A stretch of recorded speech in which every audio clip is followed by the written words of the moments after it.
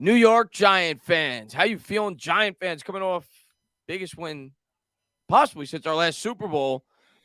Feels great. It's been a great week. Got a big game coming up at Bad Dog. Good to see you again, man. It's been a while. It has been a few minutes, but yes, it feels great to be in control of our own destiny.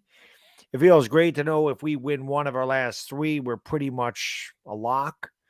And that was a massive win against a tough team. Yep. Got the job done. That's all you want to do as a Giants fan. And it does amaze me that some Giants fans still aren't happy. I don't know what they expect from this team. I'm happy. It's been a long time since I've been happy with this team. But this year, the word overachieved is going around a lot. And some people act like that's an insult. And I don't know why.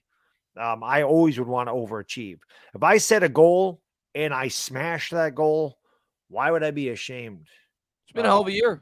It's been a hell of a year. It's been a fun year. It's been a really fun year to be a Giants fan, and hopefully everybody in the chat will shout out a couple of people. Pumpkin, Danny, my guy, Fiago, ECK, Danvir in the chat, Jay in the chat, No Ma'am in the chat. What's going on, Danny? What's going on, Belly?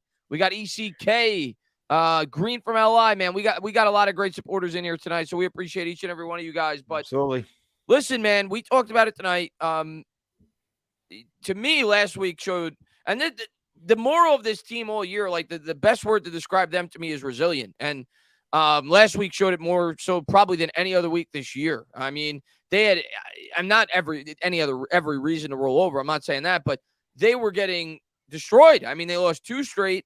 Then they choke away a game against Washington in which it felt like a loss as a fan, even though that tie proved to be very valuable. And then they play their worst game of the year against the Eagles. And then they play a rested Washington team on the road. And they play one of the best games of the year. So in a game that they absolutely needed to have it. So listen, man, I'm so happy this year. It's been such a fun year to cover the team. Like you've said in recent weeks, though, at times it's depressing because you say to yourself, what does this team have to do for fans to be happy? Because there's still a portion of this fan base that's still miserable. But I'm happy. I'm ecstatic. I'm happy with the direction of this team. Love Dable, love Shane. And can you say enough nice words about Kayvon Thibodeau? Oh, he was unbelievable. I mean, what a beast. Well, some people still say he only had 1 sack. I told you, the last time we played Washington, people got mad at him because he didn't make Kirk Cousins fumble. Yeah. So, he's got to learn to strip the ball. Well, he did. He sacked him, he stripped it, he recovered, he scored a touchdown. And if that doesn't get you pumped up about the future of Kayvon Thibodeau, that type of performance in, under the bright lights, in a playoff type of atmosphere, in a playoff type of game, I don't know what will. I mean, he definitely made a name for himself, and that is one of the best defensive performances I've seen from an individual player for the Giants in years. Yeah. That was really good. And I was up there with the JPP performances. Like it was top notch. Yeah, that's, you would see Von Miller with plays like that. I mean, that's the type it was. And I mentioned Lawrence Taylor because not only Kayvon Thibodeau in the backfield every play, Kayvon Thibodeau was chasing offensive players down 20 yards down the field. He didn't stop. He didn't quit on any play. Yeah. And that's the biggest compliment I can give any players when they don't stop and the motor doesn't stop. That was a knock on him coming out of college. He takes plays off. I didn't see him take any plays off, except for the one where he got poked in the eye. He couldn't see. Yeah. It was a little different. Which was probably the biggest play of the game. Of course he gets poked in the eye. But I even said it on Patricia's, his biggest play that he made was the play before that. Yeah. Where he stopped them from getting into the end zone. Because without that, this game probably goes to overtime. Yeah, I agree. And my Giants 26, thank you, my friend, for super chat. Says Daniel elevates players. He's the guy. He needs talent. That he does. That he definitely does. And I want to talk about Daniel Jones. Yeah. I want to talk. Well, Baddog, how could you go a stream without talking about Daniel Jones? Like Daniel Jones is like Daniel Jones is like when you try to talk Giants, if you don't talk Daniel Jones, it's like trying to talk politics without discussing the president. Like right. that consumes everything right now when it comes to Giants talk. And I understand that he's the quarterback. He's a free agent at the end of the year. And there's a lot of questions going around throughout the fan base. So let's dive into it. This is what I want to say. So Twitter is, like I said, there's just, I said in my last video, I don't know why I'm on there sometimes. I feel like I lose brain cells reading some of these people's stats. And what I see a lot of is I talk about Daniel Jones and the good things he's done and how he's helped the team win. And they're like, oh, he couldn't do it without Saquon Barkley. So, I mean, pretty much you want to take every single talented player away from him. That's exactly what they want to do. So the Home Depot workers that run routes and the McDonald's guys, the car washers that play interior offensive line. Now you want to take away his running back. Well, this is my question. When it's Saquon's reason we're 8-5-1. Saquon. It's all Saquon. And Saquon's great, by the way. He is great. Chris, let me ask you a question. We're 8-5-1. Yeah. It's all Saquon. He's the whole reason, man. 2018, how good was Saquon Barkley? Didn't he win Rookie of the Year and lead the league in yards from scrimmage? Best running back in football that year, as far as I'm concerned. Who was our quarterback in 2018? Eli Manning. Who was our number one wide receiver in 2018? Odell Beckham. Right. Who was the second receiver on that team? Sterling Shepard? A healthy one. So Evan Ingram, who's a better weapon than anybody we got on this team. So that was a pretty good talent, correct? Saquon was on that team. 5-11. Can you explain to me how you have Odell Beckham, who many Giants fans are clamoring to get back here after 2 torn ACLs? Odell Beckham, a healthy Sterling Shepard, a rookie Saquon Barkley, who's in the prime of his career, and Hall of Fame quarterback Eli Manning. 5-11. This team with Darius Slayton, Isaiah Hodgins, Richie James, David Sills, Marcus Johnson, Daniel Bellinger, and Daniel Jones, and Saquon Barkley, 8-5-1. So can you explain that? If it's all Saquon Barkley, why the hell weren't we 11-5 in 2018? The fact of the matter is, the only knock that people have right now on Daniel Jones is they look at the touchdown passes. That's the only knock you could possibly have on him. But that's by design. The New York Giants know they can't win games for all the factors you just mentioned. They can't win games going out there and throwing the ball 40 times. So credit to the coaching staff for recognizing the overall deficiencies in this roster. Daniel Jones is doing what he needs to do to best help this team win football games. Yeah. The way that this team is built, Daniel Jones, I don't think he wants to be a game manager. I don't think the Giants want him to be a game manager. They need him to be a game manager because he has a game manager roster. That's just the fact of the matter. They have like the worst wide receiving core in football, and the interior offensive line's a mess. So he's done everything you could ask for. He's got 17 combined touchdowns. He's only got 7 turnovers combined between the fumbles and the interceptions. We talked about it. He's only had 2 bad interceptions all year. One of them was on Sills. The fumbles, none of them were really bad. He got blindsided by Azudu whiffing on a block. You had the fumble before halftime where he was throwing a Hail Mary. So he's done everything that you could ask for. I know fans don't want to hear it, and Saquon Barkley is the best player probably on this team, him or Andrew Thomas or Dexter Lawrence. But we don't have 8 wins without Daniel Jones. We don't have 5 wins without Daniel Jones. Right. We probably don't have 4 wins without Daniel Jones. Daniel Jones, some people may not want to recognize it, has come up with big conversions this year in big spots. But the most important thing is he's taking care of the football. And that's a lot easier said than done. All you got to do is look at the weekly opponents. Why do we win this game this past week, Baddog? Taylor Heineke turned the ball over twice. Daniel Jones didn't turn the football over. Yep. Why did we beat the Baltimore Ravens, Baddog? Because Lamar Jackson turned the football over twice. Daniel Jones didn't turn the football over.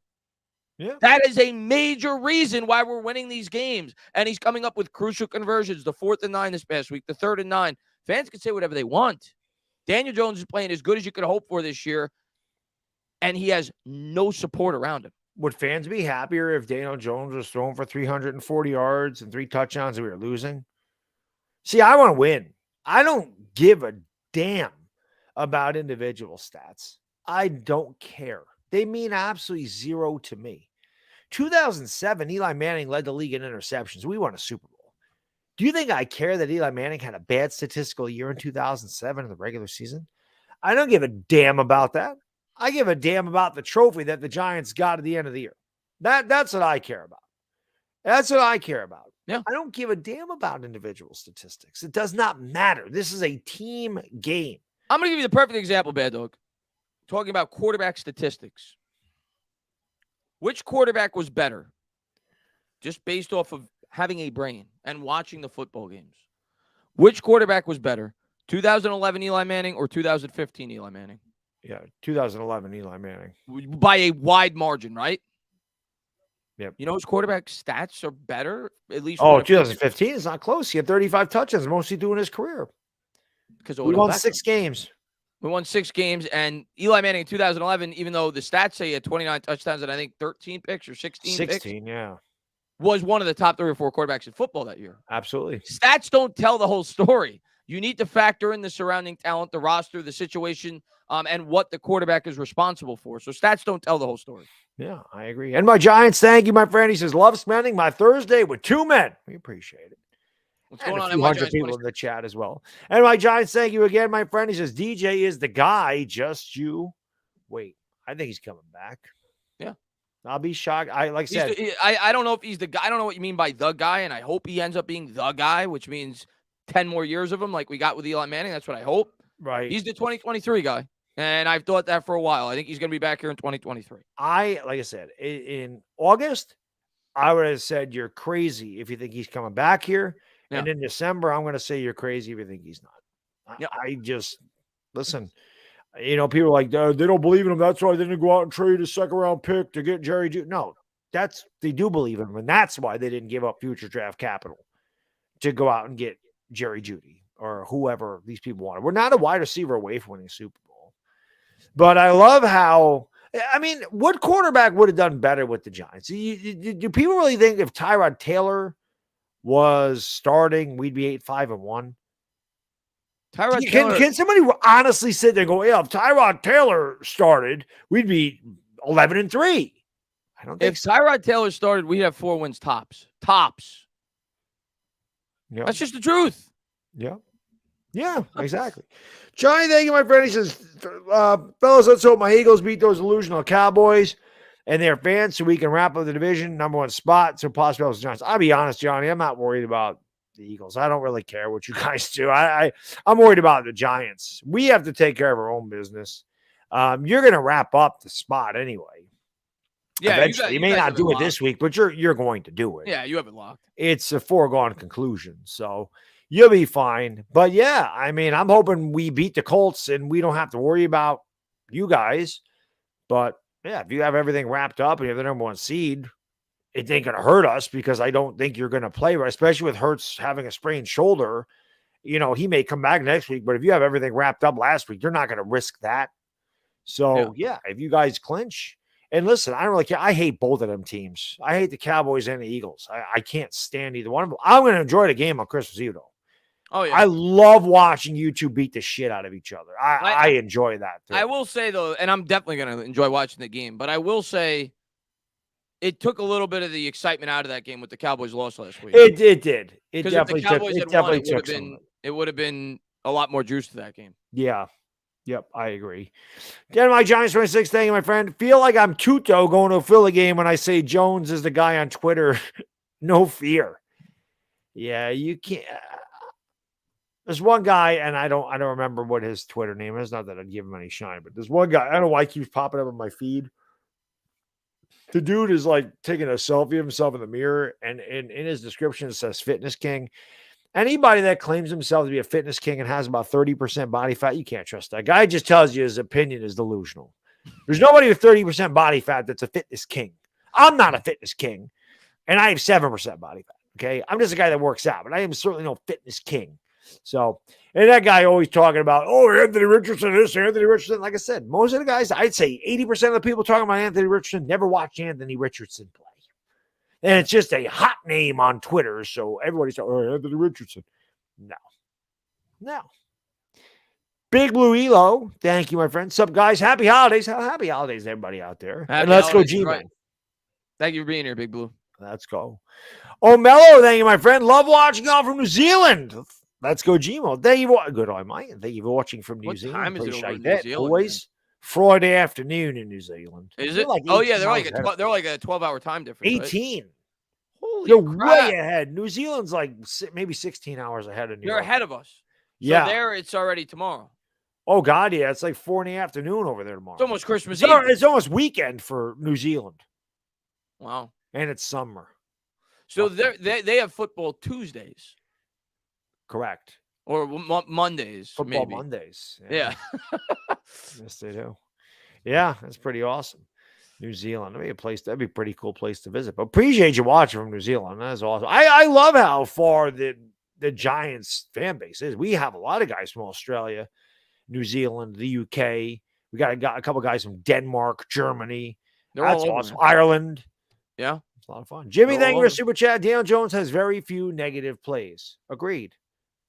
Daniel has a 1% interception percentage this year. If he finishes the year with that, he'd only be the second quarterback since 2018 to do that. The other's Aaron Rodgers. He did it twice. Yeah. Dashy, thank you for the super sticker. I appreciate it. It's a cup of coffee, but if I did that with a cup of coffee, it would end up all over the place. So I don't want to do that. But yeah, man, I just thought the Daniel Jones thing is extremely interesting. And I again, nobody's been more critical of Daniel Jones than I the last 3 years. And I felt like the criticism was warranted. But if I'm going to be critical of Daniel Jones, I certainly can admit when I feel like he's stepped up and improved. Yeah. Is he perfect? No. Is he elite? No. No. Has he gotten better at certain things? Absolutely. Will he continue to grow under Brian Dable's system with better talent around him? I'm sure he will. Yeah, he will. And I promise you. If he's I back just next year, he's don't. going to I continue to grow. don't. Again, I just don't know what makes some people happy. I mean, we're 8-5-1. They just want to bitch about the quarterback. They never. I mean, we should know this by now. The same thing happened with Eli Manning. And not that I'm comparing Jones to Manning, but the same thing happened with Eli Manning. The same thing happened with Phil Simms. But he's coming back. There's a guy in the chat. I just want to put this up. Where'd that go? There is no 16 hours difference. You are wrong, Zograph.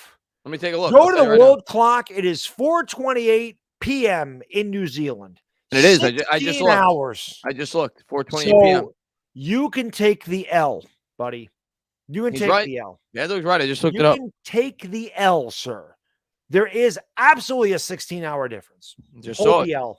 Hold the L. I just saw it. Take that L. Hold it. Capital L. Big L. Big L. With an exclamation point. Yes. Vincent, thank you for super chat. He says, if we win and the Cowboys lose, we can get the 5 seed. Well, we'd have to surpass them, but to me, the 5 seed, 6 seed, 7 seed, it's whatever. It's semantics. Just get in. I agree, but I don't want San Francisco. Yeah. I honestly would probably prefer Minnesota even to Tampa Bay. I know Tampa Bay's not playing well this year, but it's still Brady. It's still Cousins. I think I would rather have Minnesota than Tampa Bay. I agree. Big Louilo, thank you, my friend. Kayvon is going to get better and better. And why haven't the Giants put a Eli legacy jersey? Put out an Eli legacy jersey. It's a good question. They will, I'm sure. They will. I mean, he's literally the greatest quarterback in franchise history, so they will. But listen, Kayvon Thibodeau, for everybody that doubted this guy, I hope you opened your eyes. And there were signs of this. It wasn't just this game. He was dominant in the Cowboys game. He's been dominant in a few other games this year. I know the sack numbers aren't there. This week, I said it on the first 2 drives. If he's not on the field, instead of giving up 3 points, we would have given up 14. And then he created a touchdown by himself. And then he prevented a touchdown by himself on the last drive. Dude, Kayvon Thibodeau dominated that first. He single-handedly won the game. I won't say that because Jones had the huge drive, but as close to single-handedly winning a game an individual defensive player can have. That was, like I said, that was the best defensive performance from an individual player I've seen in years from the Giants. One of the best I ever saw. Obviously, I grew up watching Lawrence Taylor, so I saw a lot of great defensive performances. But obviously, I'll never forget O.C. Umenyiora having 6 sacks against King Dunlap and the Eagles. Yeah, that was definitely a good one. To just complete that, I think that hit the ground. I was going to say, I can't believe that Jacksonville's not reviewing that, but they're not. They scored a touchdown? No, they just converted a 4th down. Looked like the ball bounced. Garrett Wilson caught the pass, but it looked like it bounced. Giant Eternal, thank you, my friend. Merry Christmas to you guys. Well, Merry Christmas to everybody out there that celebrates Christmas. And y'all's families, especially the little bad dog. Closet Eagles fan. Never that, Johnny. My kid already knows the Eagles suck. I taught him well. Who's the key screen room for him? I'm guessing the Eagles. What's that? The Keys Green, I'm guessing he's an Eagles fan. Who He's is? laughing about Eli Manning being our best quarterback. Eli's the best quarterback in all history. Howie had 2 good years, maybe 3. It's just an ignorant. I don't know anything about football. He just followed the Eagles after 2017. I don't know anything about football.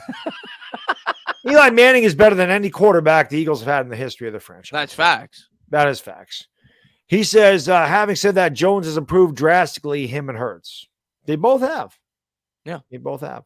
Now, Hurts definitely has a better supporting cast, but yeah, Hurts is, I can't say he's not, he's way better than I thought he'd be. Chef, our buddy, what's going on? He says, hate to tell you all, but DJ is the most underrated quarterback in the league.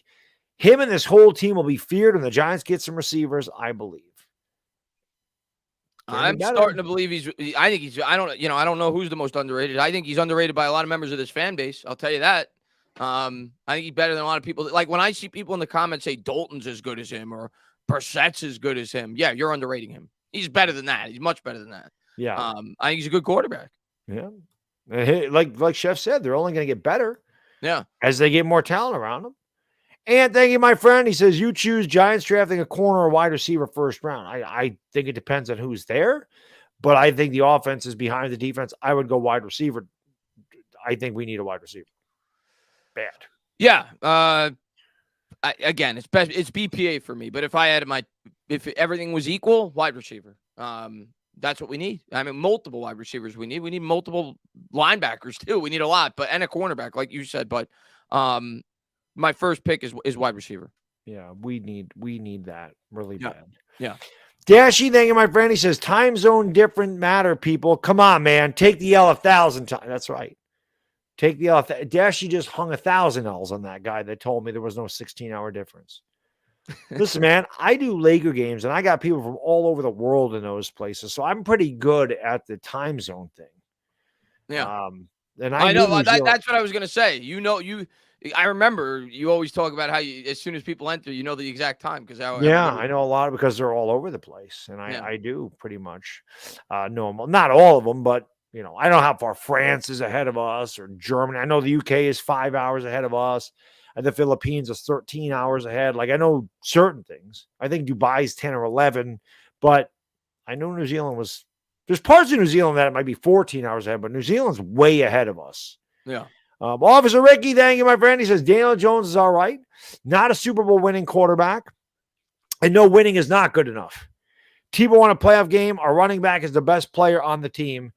Shaking my head. So so what do you want? Winning's not good enough. So what do you want him to do? Throw for a lot of yards and lose? Is that good enough for you? He's not. Don't compare him to Tebow. That's just being silly. Come on. Winning's not good enough. What the hell does that mean? But listen, at the end of the day, he's coming back. In my opinion, listen, if we're wrong, we're wrong. We'll admit it. You guys can fight. You guys can fight it all you want. We'll find out in March. We'll find out in February. I'm still trying to figure out what winning isn't good enough. I'm still trying to figure out what the hell that means. What do you play the game for? Hello? You play to win the game. What the hell does that mean? I honestly, this is my mindset with a lot of fans. They want the Giants to do what is worse for the football team to prove that Daniel Jones is not the guy. Like, that's what they want. They want the Giants, when they have the wide receiving core that they have the offensive line that they have, to not do what's best to win football games, which we saw what happens when we try to throw the ball 40 times against the Detroit Lions, because we're not built that way. We don't have a team like that, but they'd rather see that and Jones throw 20 picks and this team lose football games than orchestrate the proper game plan for this current roster with the talent around him. And again, he says our running back is the best player on the team. So how the hell are you going to knock the quarterback when you just said the running back is the best player? How the hell does that help the quarterback if his running back's the best player on the team? I don't understand. It does. It could help, but right. But wouldn't it be nice if the wide receiver was the best receiver? Not as much as the wide receiver does. Winning is not good enough. That's interesting. I don't really know. I don't really know what the hell I take. Winning is not good enough. I thought that's why you played. I thought that was the whole point. And how do you know he's not a Super Bowl winning quarterback? How do you know? What, you got a crystal ball? How do you know it's not good enough? Now to be fair, I think it was Ricky, right? Yeah. To be fair, Ricky, and right now he's not. I mean, the guy's never won a playoff game. This is his first year. He's going to have a winning season. But people would have said the same exact thing about Eli Manning at this point in his career. He ended up winning 2. And Phil Simms, for that matter. People would have said the same thing about, and I'm not saying Jones is going to, but you can't write it off. Let's see if he's back next year. We'll see how he develops. Yeah, but I don't know how you can say you don't know what the future holds. Yeah. I mean, I can tell you a year ago, 90% of the Eagles fan base wanted Jalen Hurts out of Philadelphia. And now look at him. Helps when you have a great offensive line and 2 really good receivers and a really good tight end. And have played under a system for more than a year. It helps. Yeah, is Daniel Jones going to be an elite quarterback? No, I don't think he will ever be elite. But to say he's not good enough to win a Super Bowl if he's throwing to legitimate wide receivers and has a decent offensive line, I don't know why he can't. I have news for you, Baddog, and this is honestly, legitimately how I feel. He will not be an elite quarterback. I agree with that. 90% of the first-round quarterbacks from here until eternity are not going to be better than Daniel Jones. Yeah. 10% will be. If you want to take that 10% chance, have at it. Yeah. I think Daniel Jones is at least an average starting quarterback in the NFL, and most quarterbacks that are drafted in the first round are either average or below average. So have at it, especially when you're picking this late in the draft. Like I said, ask the Jets fans how easy it is to find a franchise quarterback. Yeah. They've had 3 quarterbacks in the last, 10 years, 12 years that they've drafted in the top 5. Ask the Jets how easy it is to find a franchise quarterback. There's a lot of teams that have never had one. It's not like you just take this guy. He's better than you. Don't know. Taking a quarterback out of college is a total crapshoot. If the team if the team was further along, I'd feel completely differently. If there was a guy that they thought had a big ceiling, whatever. Like if we were built like the Niners were when they traded up for Lance, or built like the Chiefs were when they traded up for Mahomes, we're 2 years away from being built like that. Yep, agreed. Thomas Squared, what's up, buddy? Thank you for super chat. Bay Area here. I want a Niners-Giants playoff game. I don't really want to play the Niners. He says, I live 7 miles from Levi Stadium. I can go and represent, transplant a New Yorker. I just feel like that'd be ugly for us. I'm going to be excited no matter who we play in the playoffs. I am too, but yeah. I don't like that one. Yeah, no, I that's our worst matchup, I think, out of the potential playoff team. Listen, I still think the 49ers are the best team in the NFC, even with Purdy a quarterback. So, yeah, that'd be a tough matchup, Tom. There's no doubt about it. That's a tough one. But, yeah, for you, I mean, it'd be awesome because you could go to the game. Yeah, for sure. And there's a lot of New Yorkers that represent out there. But San Francisco is they're really good. Mike, thank you, my friend. I appreciate the super chat. He says, if DJ won a Super Bowl with his offensive line and wide receivers, he'd be the GOAT. Probably would be. It would be a heroic performance. Yeah. If that ever happened. It would top 2011, Eli. But they would still say that the Giants won that in spite of Daniel Jones. He had nothing to do with it. You know that, Mike. It would be all defense and Saquon, and they got lucky, and he was just dinking and dunking, and he was a game manager. You know, Mike, you know how it is. Some guys just don't want to give him credit. Some guys want him at it. That's fine. I just don't know why you can't be appreciative of the fact that they're winning football games. Like, I don't know why you got to harp. Listen, people told me for the last few years, oh, you're so negative, Baddog. We sucked. I'm like, I'm not being negative. I'm being honest. We're a shit organization. I've not been negative at all this year because we're 8-5-1. I just want to win.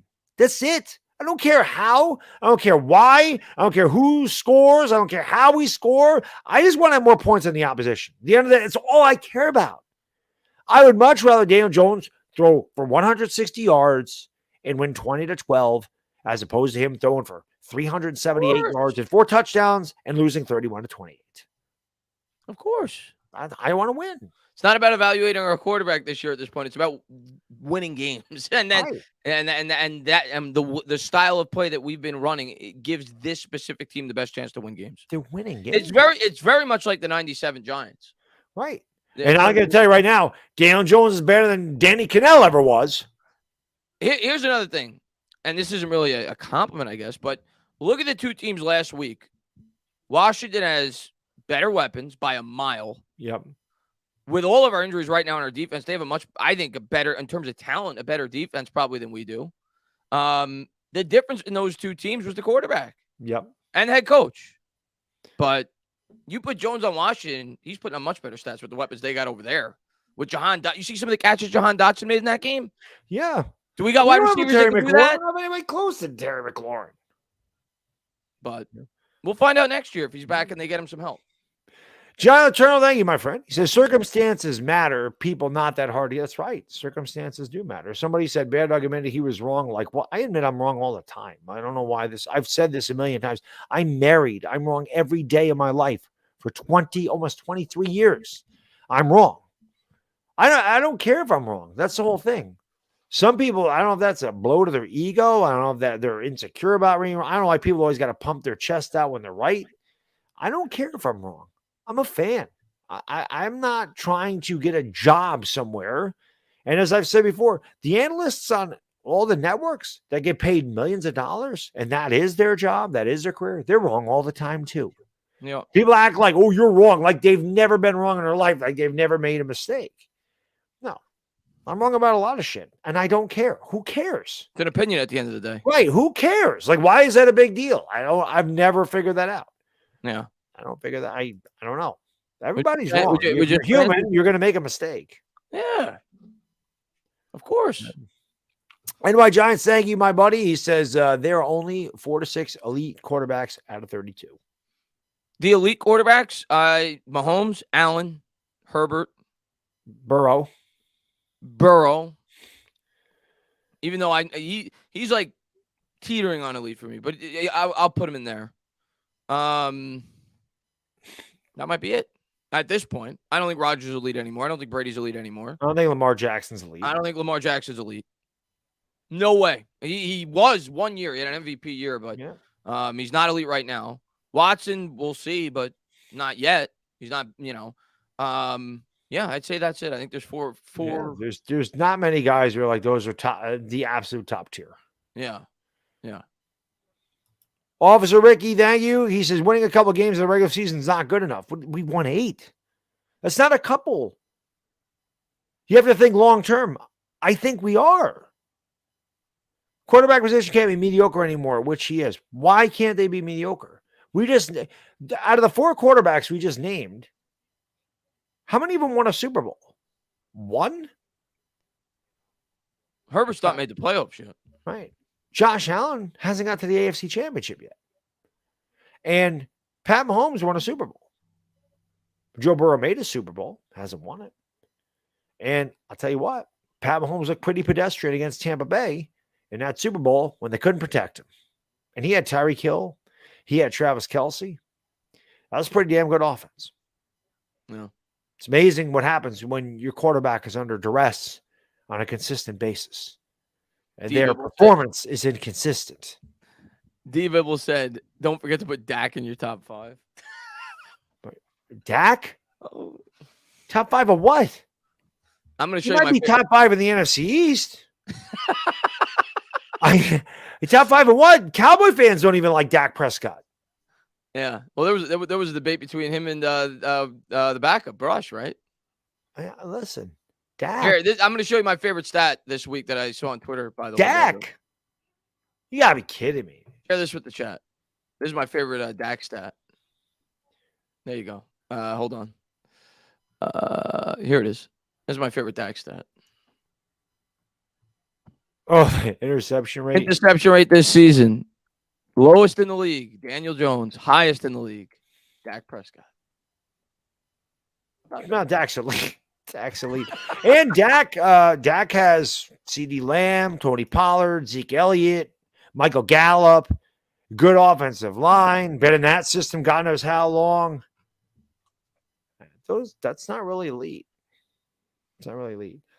But again, I don't know. Quarterback position can't be mediocre. Is Matt Stafford elite? He's above average. He won a Super Bowl last year. I think no, not elite. Above average. Yeah, above average. Above average. Not, there may have been a 1 or 2 year period where he was elite, but not anymore.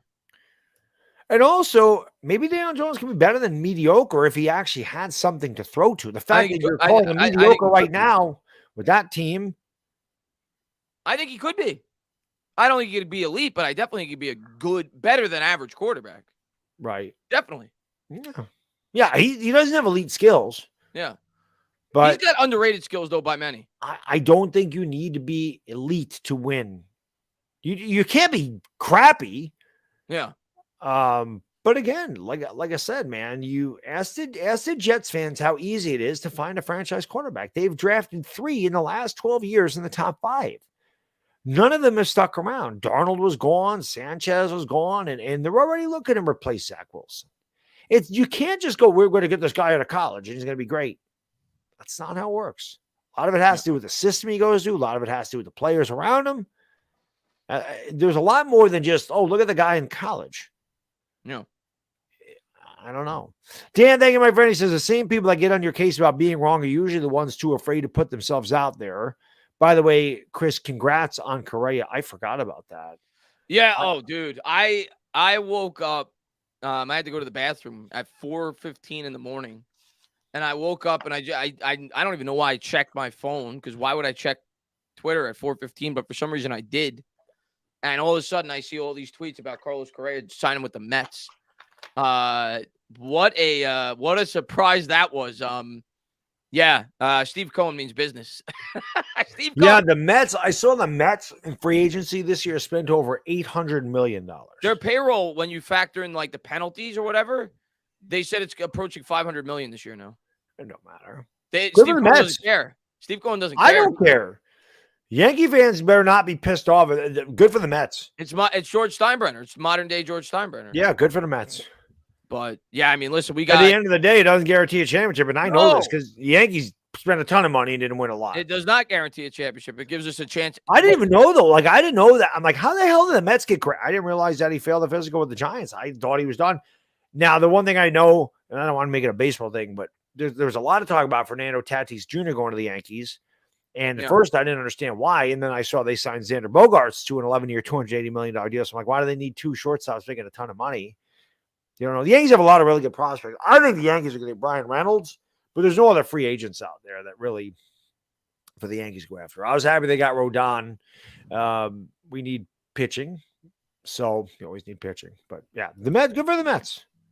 Good for the Mets. Yeah, listen, man, I'm ecstatic with the Mets. I mean, listen, we got Carlos Correa. We got Lindor, obviously, now coming back on his salary.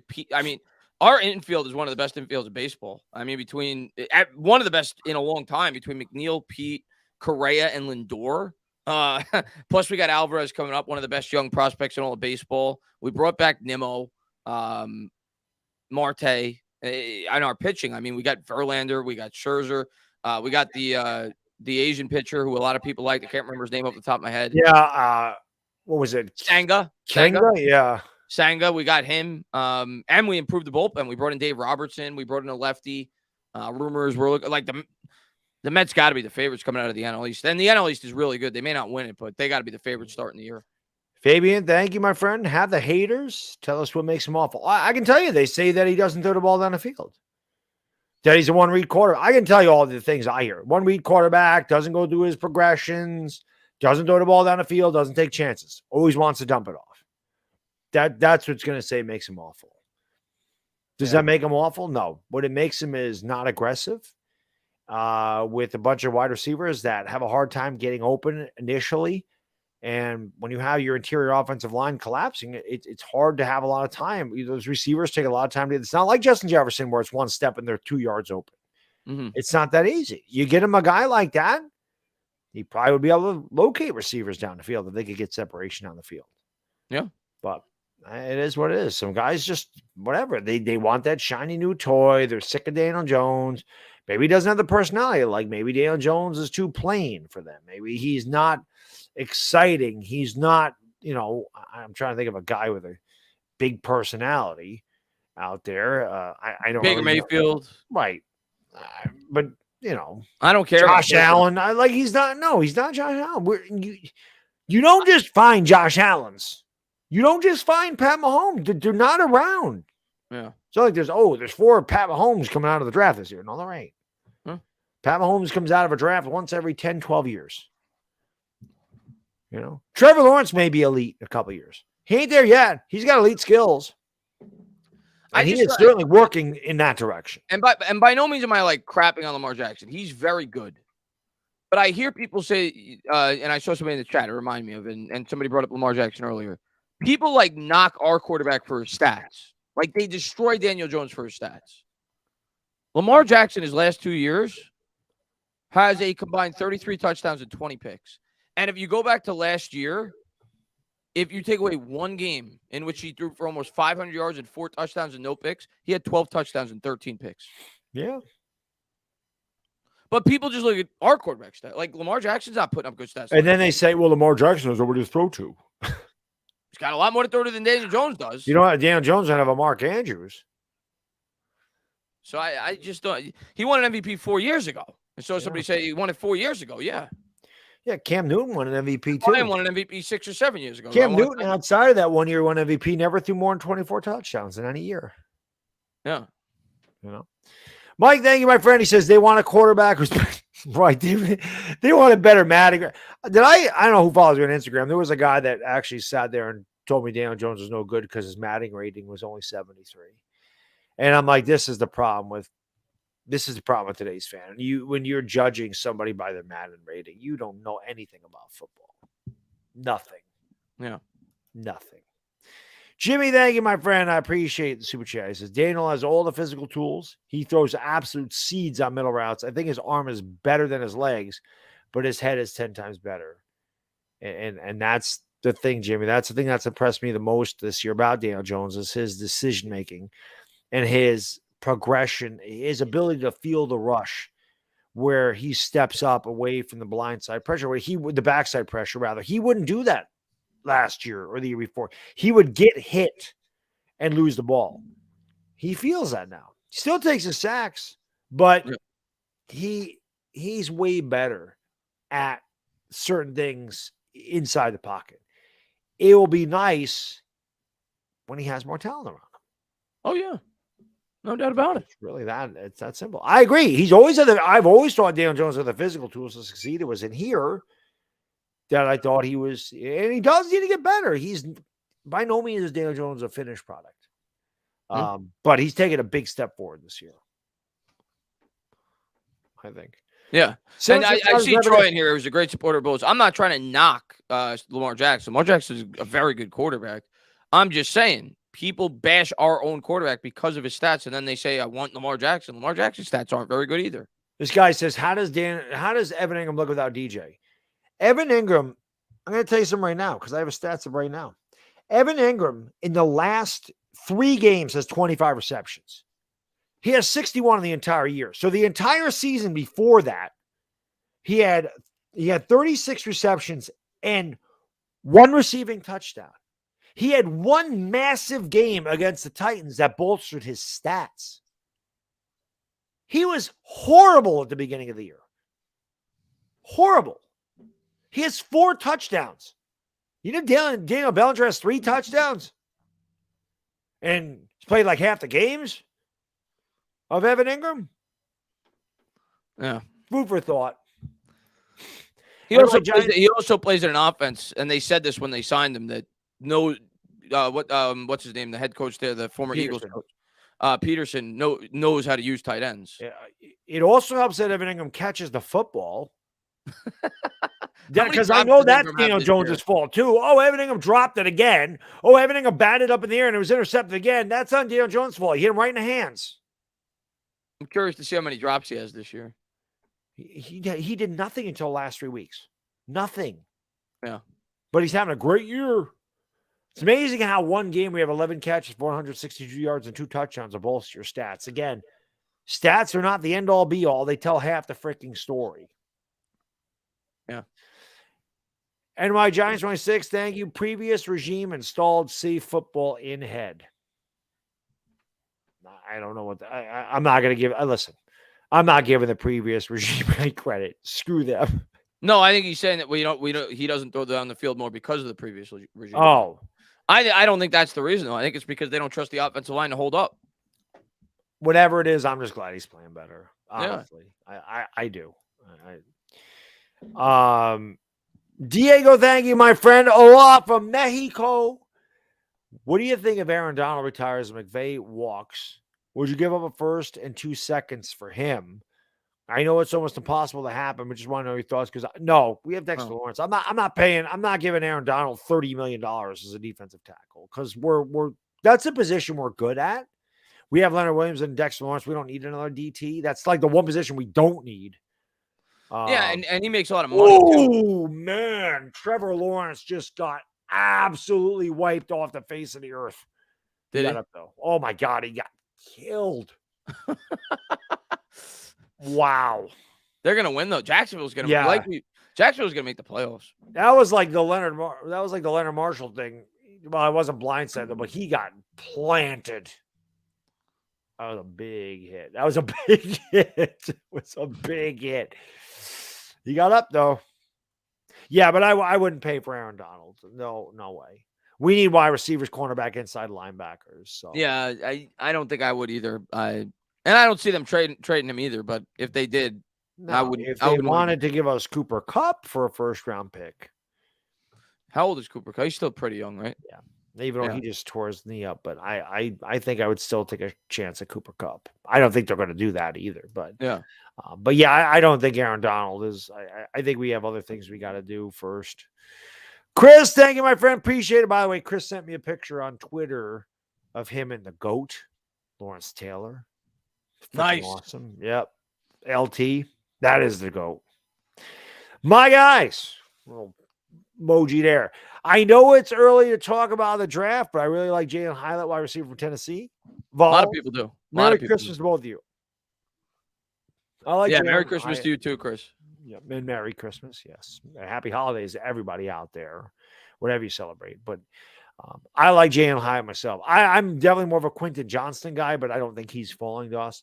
But I do like Jalen Hylett. I like the other receiver on Tennessee also. I don't know why the names escape me, but I like both their receivers. I like the two. There's two receivers on USC. I like Mario Williams, Jordan Addison. Addison's going in the first round. Yeah. And Marvin Mims from Oklahoma. Cedric Tillman. Slink just said it. Cedric Tillman, I like. Yeah, there's a lot of it's a deep receiver class. You know, I see people saying it's a deep quarterback class. I don't know where you're seeing the depth. You have Bryce Young, CJ Stroud, then you take a massive step back to Will Levis, and then you take a farther step back to Anthony Richardson. Then who? Yeah. Then who? Michael Penix ain't declaring in the draft. By the way, I just want to say I've seen this 50th anniversary of the Immaculate Reception. Rest in peace to one of the greatest running backs ever, Franco Harris. It is extremely ironic that the man just passed away when they were celebrating the 50th anniversary of the Immaculate Reception on Christmas Eve. It happened back in 1972. And Franco Harris was 72 years old when he passed away. Wow. I just couldn't believe that. I saw that, I think yesterday morning. Again, I got an update on my phone. I'm like, I didn't even know he was like not doing well. But Franco was before my time, but obviously you know about Franco's Italian army. So legend. Yeah, absolute legend. Yeah, he was pretty awesome, but that's really sad that happened. So obviously I'm sure they'll give him a tribute in that. Yeah, for sure. Swizzy, thank you for the super chat. How long before we have a Super Bowl contender team? That's really going to depend on how well Shane and Brandon Brown draft. Depends. I mean, it all. I can't even answer that question until after I see what they do in this offseason. Yeah, it's tough right now. And you know what they do in terms of, do they keep Daniel Jones? Do they get, some wide receiver help? Do they trade for an established wide receiver? Like this offseason, it's potential they could accelerate the process quickly, or it's possible they continue a slow and steady path. Realistically speaking, for a Super Bowl, if Jones turns out to improve dramatically when they get him some help next year, I'd say 2 years. If Jones does not, at least 3. Because I think Jones coming back, and then at that point, you're probably drafting a quarterback if he does not accelerate. And then you're not going to win a Super Bowl the guy's rookie year. So I think it depends on Jones in terms of the trajectory of being a potential Super Bowl contender. Yeah. Garrett, thank you, my friend. I saw a video comparing DJ to the last 5 Giants quarterbacks over 50 starts. Comparable stats to Sims, Collins, and Eli, all Super Bowl quarterbacks. Again, stats tell like half the story, but it is ironic. Maybe not so much Kerry Collins because he wasn't here that long before he made a Super Bowl, but Sims and Eli both got off to slow starts in their career. Fans bashed both of those guys early in their career. And Phil Sims came into a crappy situation. The Giants were a really shitty team when we drafted him. Eli had a good team. The Giants are 5-4 before Eli took over in 2004. In 2005, they got him Plexico Burress, and then he went to 4 straight playoffs and won a Super Bowl. And he had Amani Toomer, and he had Shockey, and he had Barber. Like and he had Brandon Jacobs. He was set up very well. Eli Manning is my favorite Giant ever. He's the best quarterback in franchise history. Eli Manning was set up about as good as you can set up a quarterback. Yeah. He was set up to succeed, and he did. They had an offensive line in place, or at least an offensive line that was beginning to get in place. They had weapons all over the field. Like that's how you set up a quarterback. Yep. Dan Jones is anything but that. By the way, we got almost 600 people in here. Thank you for joining us. Appreciate you. Hit the thumbs up if you haven't. That helps out the stream. It's free and easy to do. Make sure you subscribe to the channel, ring the bell. More importantly, make sure you go into the description and subscribe to Chris, the Entertainment Talking Sports. We're going to be on his channel Christmas Eve. The Giants have a chance to clinch a playoff spot with a victory.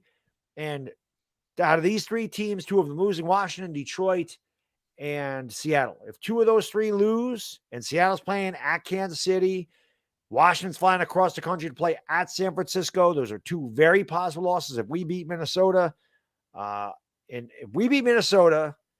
a big if.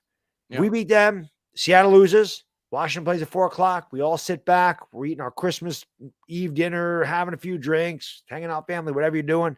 And we're watching Washington and hoping San Francisco beats them. And then we'll have a very Merry Christmas. That's what I'm talking about. Diego, thank you for super chat, my friend. He says it was for Cup. My bad. You didn't need to super chat again. But yeah, for Cup, I would probably be willing to give up a first-round pick. If he was healthy. Yeah. Yeah, if he was healthy. Yes, he's one of the best in the league. Yeah. I don't think you're drafting a wide receiver that's going to be better than Cooper Kupp, honestly. He's really good. Like I said, one of the best. Justin Dagan, my friend, I appreciate it. He says, hello, Chris and Baddog. I wanted the future quarterback of the Giants to be Arch Manning. Well, listen, timeline. If Daniel Jones is bad after 3 years, there he is. Oh, but we don't know what Arch Manning is going to be either. We'll see. Yeah, Texas this year. Right? I just want Daniel Jones to work out. I don't want to have to draft a quarterback. I just want to keep because it's starting over. I just want to keep building a football team. That's the thing. We're 8-5-1. I don't want to start over with a rookie quarterback next year. I don't know who this quarterback is for the Jets right now. Yeah, I saw people in the chat saying they put in like their 4th string quarterback. Yeah, it's not Wilson's gone. It's what is it? What does it say? He got up and he got in someone's face. Look at him. But Jets offenses. Do you think our offense is bad? So they bench Zach Wilson again. So Zach Wilson's done at this point. We don't even have a Garrett Wilson. Garrett Wilson's really good. Yeah, we don't even have that. We don't have a guy like that. Yeah. Fabian, thank you again, my friend. You guys going to the Colts game? No, I'm not going to the Colts game. It's New Year's Day. We'll see. I thought it's New Year's. I didn't know it was New Year's Day. Then I'm not going to New Year's Day. Yeah, I didn't think about that. Yep. I'm not gonna go on New Year's Day. I didn't think about that. Yep. That's New Year's Day. Yeah. All is quiet on New Year's Day. So you're gonna have the playoff games the night before. Yeah. Those are gonna be good. Well, no, the first round is gonna suck actually. Right? Because Michigan's playing TCU. I don't think that's gonna suck. You think TCU will keep it close? And I think Georgia will blow out Ohio State. Oh, they're going to kill Ohio State. But I do think that I think Michigan will end up winning. Yeah. And I think they'll pull away at the end. But TCU's they're not great, but they just hang around. Yeah. I think Michigan's going to destroy them. We'll see. Michigan's really good. Yeah. I think Michigan could give Georgia a fight. I don't think anybody's giving Georgia. Georgia's going to win, but I don't think anybody's giving Georgia a fight. They're head and shoulders better than everybody. Michigan's got a nasty. I always joke around with Uncle Lou, and I tell him the whole reason that Stetson Bennett's a quarterback is because if Georgia actually had a good quarterback, it wouldn't even be fair. Kirby Smart just likes to make it challenging because their defense is so damn dominant. Yeah. It's like if I have a quarterback that's any good, why do I even coach? I might as well just go sit in the John for 3 hours and come back out. Yeah. So I think he does it just to make it challenging. And it's not even challenging because Georgia blows everybody out. They're really freaking good. Oh, they're Where do you great. think Aziz Ojulari came from? Thank you, Georgia. Well, listen, where do you think Andrew Thomas came from? Thank you, Georgia. And we could have drafted George Pickens. That would have been pretty sweet. Ricardo, thank you for the super chat. What up, Chris and Baddog? Why didn't they take a chance on Sammy Watkins? There's nothing to lose. Thoughts and happy holidays. Chris, I think you tweeted about this. It just tells you that if the Giants had no interest in him, he's washed. And we have no cap space. I mean, there was a rumor that they had interest in him, but he's done. Sammy Watkins hasn't been a good player in the NFL for like the last 3 years. He's old. He gets hurt every year. Even if we brought him in, he's never played in this offense. He's never played with Daniel Jones. To expect him just to be able to make an impact the last 3 weeks of the season, it wasn't going to happen. We got what we got this year. Next year, we're going to make dramatic improvements in the wide receiving core. Agreed. Chris, thank you for the super chat, man. Appreciate you. Y'all are demands.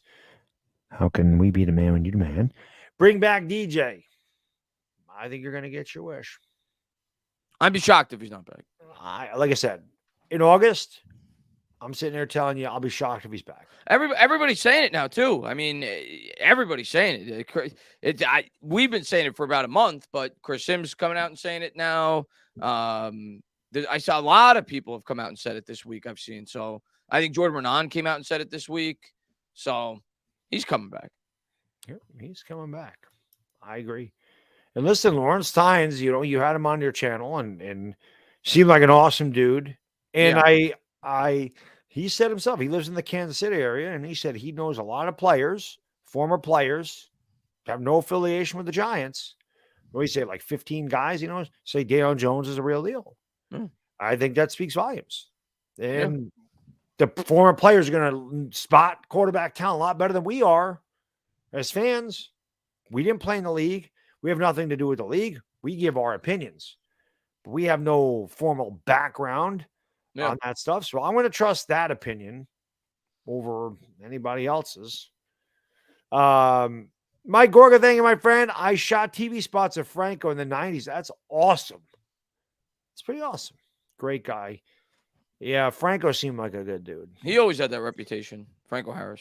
I need a Franco rookie. That's something I need. I need so many rookies. It's not even funny. I got to stay the hell off eBay.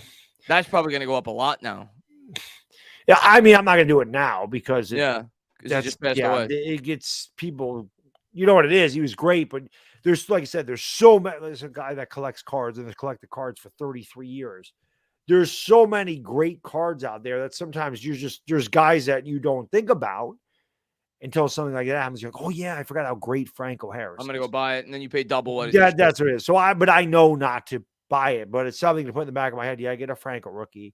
I've been trying to get like a Ken Stabler rookie there's a lot of guys. Ken Stabler, Daryl LeMonic is a guy that I really like. And again, his stuff's cheap. But I'm not a big, outside of Brady, I wasn't really a big football collector. It's more baseball than anything. You have a Lawrence Taylor rookie? Yes. Yeah. PSA 8. I can tell you the football cards I have. I do have a couple Brady rookies. I have I sold them all that I had, and then I bought back a couple. I bought some like second year Brady stuff, but I have I have a Score Brady, I have a Pacific Brady, and I have the cheapest Brady out there. He's on there with another guy. I have a Unitas rookie. I have a Montana rookie. I have an LT rookie. I have a Russell Wilson rookie. I know I'm forgetting a couple guys, but I don't have a lot of football. It's mostly baseball stuff. No, ma'am. One of the best names on YouTube. Anything with Al Bundy is goated, as the kids would say. When guys like Boomer and Tiki praise Jones and say he's elevating players like James, I'll trust them over so-called fans any day of the week. Yeah. And again, those guys can be wrong, just as wrong as we can be. But yeah, I think you know what's funny is, Baddog? Boomer at the beginning of the year destroyed Jones. Yeah. Every week he would destroy Jones. And I haven't listened to him. I guess now he's coming out and singing his praises. He killed Jones for the first 5-6 weeks. He used to make fun of him every week on WFAN. Yeah. I have heard Tiki's takes. Tiki's definitely backed him. Uh, The last 4 or 5, 6 weeks. Of course, fans have said it's because he's a former Giant. But when has Tiki Barber ever been allergic to destroying former Giants? yeah, he went He after killed Eli. Eli Manning. He killed Tom Coughlin. So I think he's giving you his fair evaluation. His true. And that just goes to show you when people are like, oh, Baddog, you change your mind about Daniel Jones. If Boomer Esiason, former NFL quarterback, and played in a Super Bowl with the Bengals, if he can change his mind, I'm certainly entitled to change my opinion. It is amazing what a player's improvements can do to your opinion. Yeah. You're allowed to change your opinion, people. I don't and I think that's part of it, Chris. I think some people just don't want to move off their opinion. I don't know if they don't want to admit that they were wrong or that their opinion may have wavered. I think some of it is they don't want to be proven wrong. I think some. I'm not saying most. I think most fans that want to move off of DJ, they have good intentions. Like they think that it's not best for the long-term future of this football team. And I understand where they're coming from a cap standpoint. They want to start so I understand that side of the argument for sure. But I definitely think there's a portion of fans that don't want to be proven wrong. They don't want Daniel Jones to even get the opportunity in the rare occurrence that he has a big year next year, like Tua did when he got some help, like Jalen Hurts did when he got some help. They don't even want him to get that opportunity next year because they don't want to be proven wrong. And I know you and I have been hard on Daniel Jones in the past, and both of us said we want to be proven wrong. Of course. I want to win. And Daniel Jones succeeding means the Giants succeed. I definitely wanted to be wrong about that. Of course. I didn't want to be wrong about Jalen Hurts. I didn't want to be wrong about that. Unfortunately, I was. But like I said, listen, Daniel Jones rookie season. I said he'd be better than Dwayne Haskins. God rest his soul. Was Daniel Jones better than Dwayne Haskins? Of course. I said Daniel Jones would be better than Sam Darnold. Better than Sam Darnold? Yep. I said he'd be better than Mitch Trubisky. Better than Mitch Trubisky? Yeah. We might be better than Mitch Trubisky. Oh, that's true. I said he'd be better than Dak Prescott. Is he better than Dak Prescott? I think he is this year. He's pretty damn close. I think he's better than Dak this year. And this comes from a guy that's critical of Daniel Jones. And I said all this stuff. So, yeah, there's times I'm wrong. There's times I'm right. Everybody in life. You're going to be right. You're going to be wrong. Eric, thank you for the super chat. Cowboys win. Giants lose. Only half game out of fifth. Let's hope. To me, the fifth seed doesn't mean anything. But we play Tampa. I kind of want the seventh seed. I just want Minnesota. That's who I want in the playoffs. That's what I'm saying. I want to play Minnesota. Especially when you factor in that. I'll be honest, Chris. I think we could beat Tampa Bay. I think we could beat Tampa Bay. I think Tom Brady would be in deep shit against our pass rush. Yeah. Listen, I love Tom Brady. I never made any bones about that. Tom Brady's one of my all-time favorite players. I know a lot of people hate Tom Brady. I've always loved Tom Brady. Always. Yeah. Most of that was because I had so many of his rookie cards. I always said that was a business thing. I just love winners.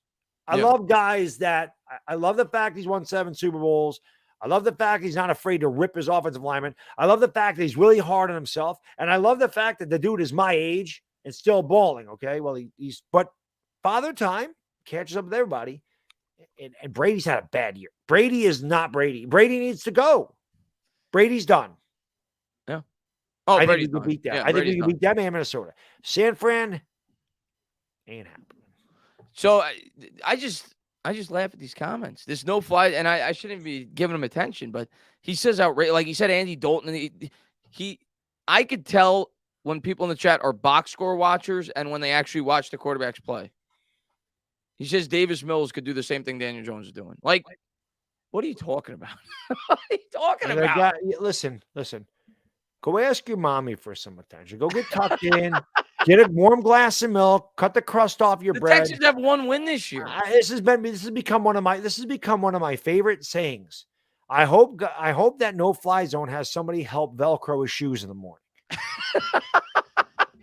I mean, it's just ridiculous takes, and it's bad trolling. I mean, I hope that you're just trolling and that you really don't believe that, because your football IQ, you look really silly. If you don't like Daniel Jones, fine. You don't have to like him. But to say Davis Mills could do the same thing as Daniel Jones, come on, man. You're just being silly. Yeah. Just being silly. V-Trang, thank you, my friend. I appreciate it. He says, if we beat the Vikes and the Hawks lose, well, you got no, it's Christmas Eve. We were talking about that. I'm out.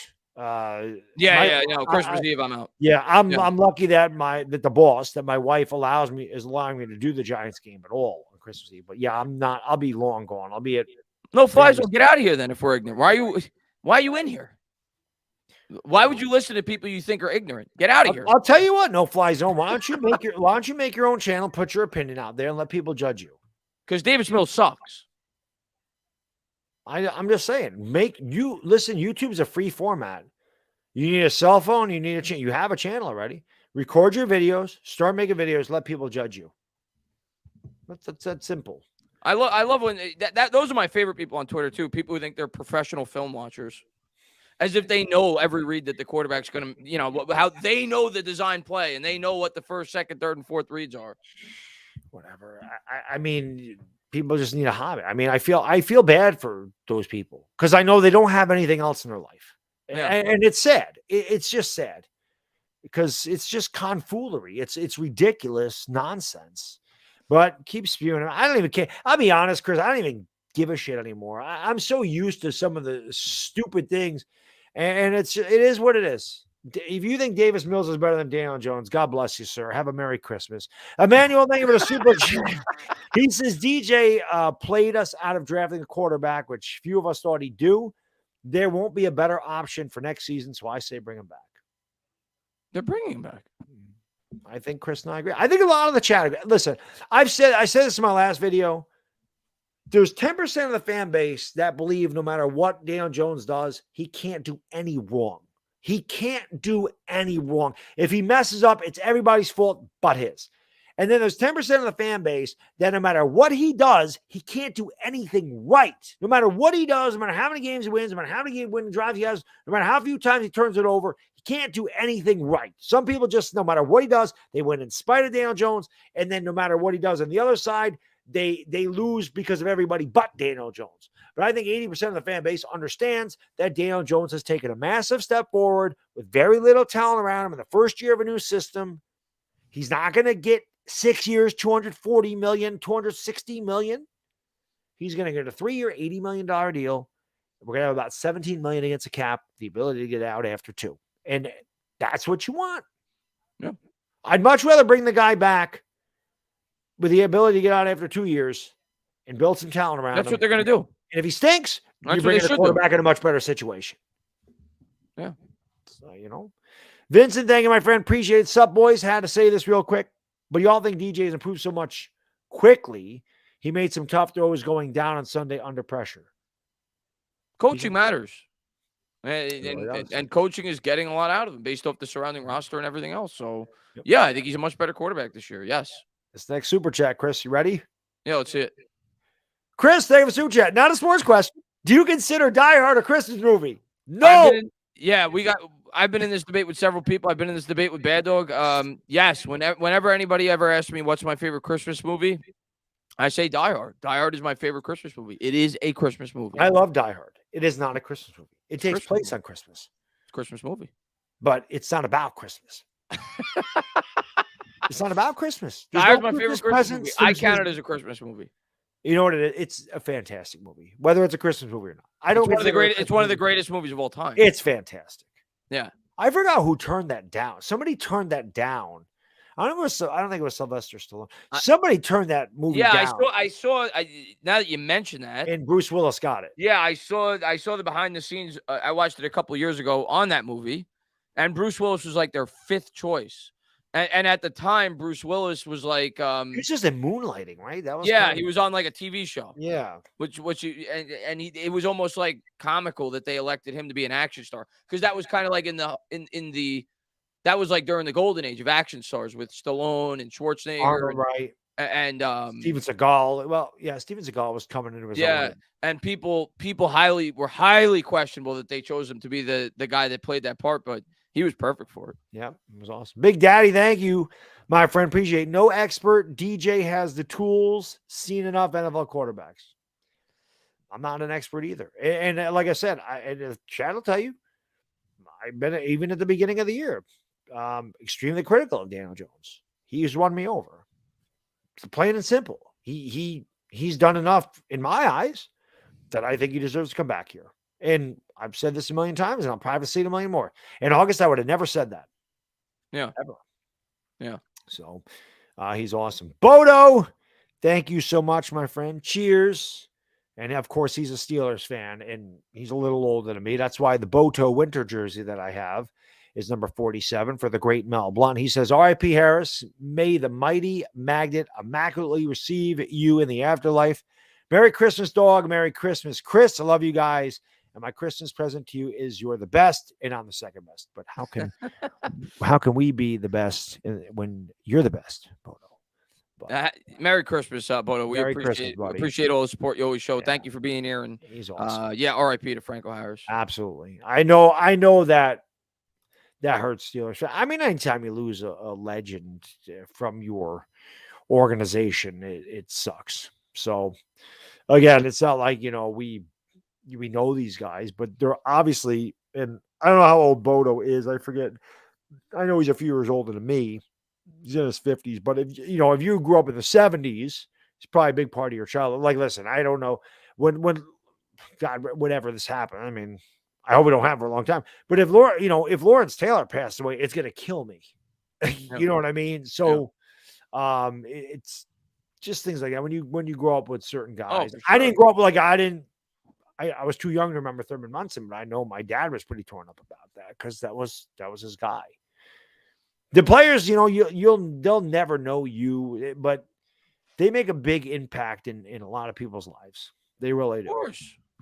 And especially when they're awesome. And Mike said he did TV spots with Franco, and Franco seemed like a really cool dude, like just a really good guy. A little before my time, I think Franco retired just as I was getting into football. See what they retired Bradshaw. They were like just retiring. Jack Lambert, I think, retired in '84, the year I started watching football. So I missed the steel curtain and those great Steeler teams of the 70s. I grew up with the 80s and the Niners. That was the dynasty that I saw. LeCap James, thank you for the super chat. Nothing is more depressing than being a Jets fan, and no other fan base has gone through what the Jets have gone through. 6-3 to 7-8. I hate my life. It's ironic that you say that. I was so happy for Jets fans when they were playing well because it was fun to have good football back in New York. It's just I don't know what to say. The Jets have got the worst luck. I wouldn't be too depressed if I was a Jets fan, though. And I know, like, historically speaking, the worst things happen for that organization. I think the Jets have a really good football team. They have a great defense. Yeah, and I think they got some good pieces on the offense, Garrett too. Wilson. I think when you lost Breece Hall, that really hurt the Jets. Yeah, because Breece Hall was killing it. I think the Jets have if they could find a quarterback, they're going to be really good. The Jets had a great draft last year. Yeah, they had the best draft in the NFL last year, probably. They had a great draft. Losing Breece Hall really hurt them a lot. Because he was killing it. Like I said, the Jets, they have bad luck, but you guys really do have a lot of talent. And Mike Francesa says obviously it's not happening now, but Francesa thought the Jets were closer to being a playoff team than the Giants. They're more complete than the Giants are, but we found ways to win. And the Jets. I'm going to say this right now, and he's not the best quarterback. He's not elite. If Daniel Jones was on the Jets, they're a 10-win team right now. Probably. The Jets have a really good team outside of the quarterback. Yep. And you guys have played a ton of quarterbacks. You've played Flacco. You've played Mike White. You've played Zach Wilson. I mean, they say if you have more than one quarterback, you don't have a quarterback. Yeah. And that's kind of where the Jets are. Officer Ricky, thank you, my friend. I'm trying to think of what that thumbnail is. Like, what is that thumbnail? That's the actor. What's his name? Every time I've seen it, I'm trying to think who the hell it is. What's his name? It's Ryan Gosling. But I don't know what movie it's from. Okay. But it's Ryan Gosling. I'm guessing that's his character's name in the movie, Officer. Okay, Ricky. I just didn't know who it was. I just looked at the picture, looks familiar, and I could not think of who the hell that was. Oh, it's Blade Runner. Okay. So somebody said in the chat it's from the new Blade Runner. Okay, gotcha. He says, I definitely want to be proven wrong. I would love to say, damn, I was wrong about him. He got it. Like Tainah said, most of us not just hating. No, I don't think that's most of you are. fine. I don't think most of you are. I think you have a legitimate. I think we have legitimate reasons to want to keep him too. And I think if you're being fair, you hear it out and you say, yeah, I could see where they're coming from. But I could see where people that are coming from that want to draft a quarterback. I could definitely understand it. I just personally think it's not the right year to do it. We're not in the right situation to do it. And I just want to keep building the overall roster. But yeah, and I think the majority of people that want to move on from Jones fall in that category. I do think there is a group, like I said, about 10%. Yeah, maybe 10 to 20% that just hate him. And they don't even want him to have the opportunity because they fear they could be proven wrong. They don't even want to get that chance. Yeah, I mean, Officer Rick, you said he was mediocre. I mean, you didn't say he sucked. That'd be like hating. Mediocre is not. He is mediocre. He's not elite.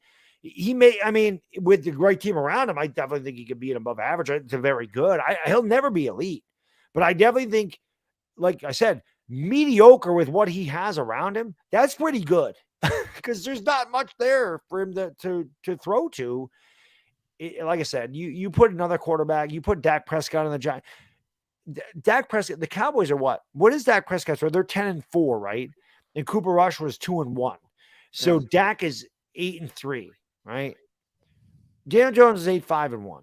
And we lost 2 games to the Cowboys. One was the Cooper Rush. But do you think that Dak would be 8-3 with the Giants? I don't. Like, I don't. No. Dak Prescott's leading the NFL in interception percentage with a much better team. Can you imagine what the hell he would be if he was throwing to Richie James? Richie James is our leading receiver. Think about that for a minute. Richie James is our leading receiver. I mean, and we're 8-5-1. It's got to be a reason. Yeah. Daniel Jones is, I could say this, he's part of the solution. He's not part of the problem anymore. Daniel Jones is one of the best players on this team. That's the way I look at it, too. He is. He's one of the best players on the team. Bill L., thank you for the super chat. He says, Tainah, show me the money. Happy for you, Mets. Yeah, appreciate it, man. Listen, it's about time. It's been a long time waiting to have an owner like this and finally operating like a New York franchise. And I say it all the time. I think it's the best thing that ever happened to the Yankees because eventually I think there's going to pressure the Yankees into spending the way they used to because they're not going to let the Mets just take over the town. Okay. Mr. Mendigai, thank you for the super chat. He says it would be perfect this year for Tom Brady to retire after losing to the Giants in the playoffs. That would be awesome. He's got to retire at the end of the year. He has to go. Because what situation can he go? It's not going to be Tampa. What situation can he go to next year and win a Super Bowl? I don't see it. Not at his age, not the way he's playing. No, he's going down. Yeah. So it's caught up with him. He's made. Listen, I've seen Tampa Bay play a few games. Brady just misses throws he normally makes, and it's just not. It's he's still throwing a Godwin, Mike Evans, Julio Jones, Cade Otton's a pretty damn good tight end. They have Leonard Fournette. It's not like that offense is terrible. Tom Brady just has not played well this year. Yeah, I see the Niners could make sense, but the problem with the Niners is they have 3 quarterbacks. They traded 3 first-round picks for Trey Lance. You got to figure he's going to get another opportunity next year. I don't see that happening. I don't think the Colts are talented enough. Washington and the Jets are probably the best chance, but he's not winning a Super Bowl with those teams, not at his age. I could see you mentioned Garoppolo being a Jet. Maybe Baker Mayfield is a Jet. I think Garoppolo makes the most sense for the Jets if they're electing to go for an established pro because Saleh came from the Niners. Their play caller came from the Niners. There's ties to Garoppolo. Seattle? I think Seattle's keeping Geno. Tom Brady's available. You don't think they'd make that leap? No. Okay. Not at his age. I think they're going to stick with Geno. About Detroit. I think they're sticking I don't know what Goff's contract is.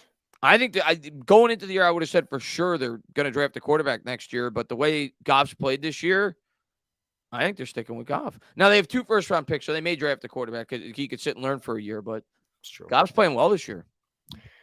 What about New Orleans?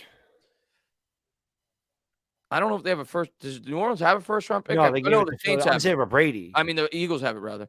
They don't have cap either, the Saints. Oh no, that's true though. They're in trouble. Yeah.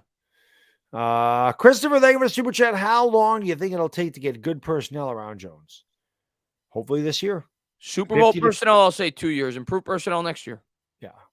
11 draft picks and about $50 to $55 million in cap, you figure. Giants have one of the best cap situations in the league going into next year. Yeah. I think next year you're going to have a lot better personnel around it. You'll have Joe Shane and Brandon Brown. They're going to have their guys, their scouts. They're looking at filling holes for the Giants. Well, last year they weren't. They were looking at filling holes for their respective organizations. And they didn't have their own scouting department here last year. So this will be a very important year for Joe Shane, Brandon Brown, and Brian Dable. This is going to be extremely important. What the Giants do with Jones, how they handle Jones and Barkley, how they handle the draft, and how they handle the rest of the free agency market. This is a very important year for those guys. This is going to shape the future of the Giants. Yeah. Huge offseason. Barkley's the bigger question mark. If you would have told me 6 weeks ago who's more likely to come back, I would have said Barkley without hesitation. Now I think it's Jones without hesitation. By the way, I just want to let you know, I've already so I'm not going to get too personal, but I told you at work we were going through union contracts. Yeah. Well, they removed. They removed vacation time, which I figured they were going. We can't. So we lost a couple of weeks vacation in lieu of getting paid more money, and unions always screw you anyway. Right.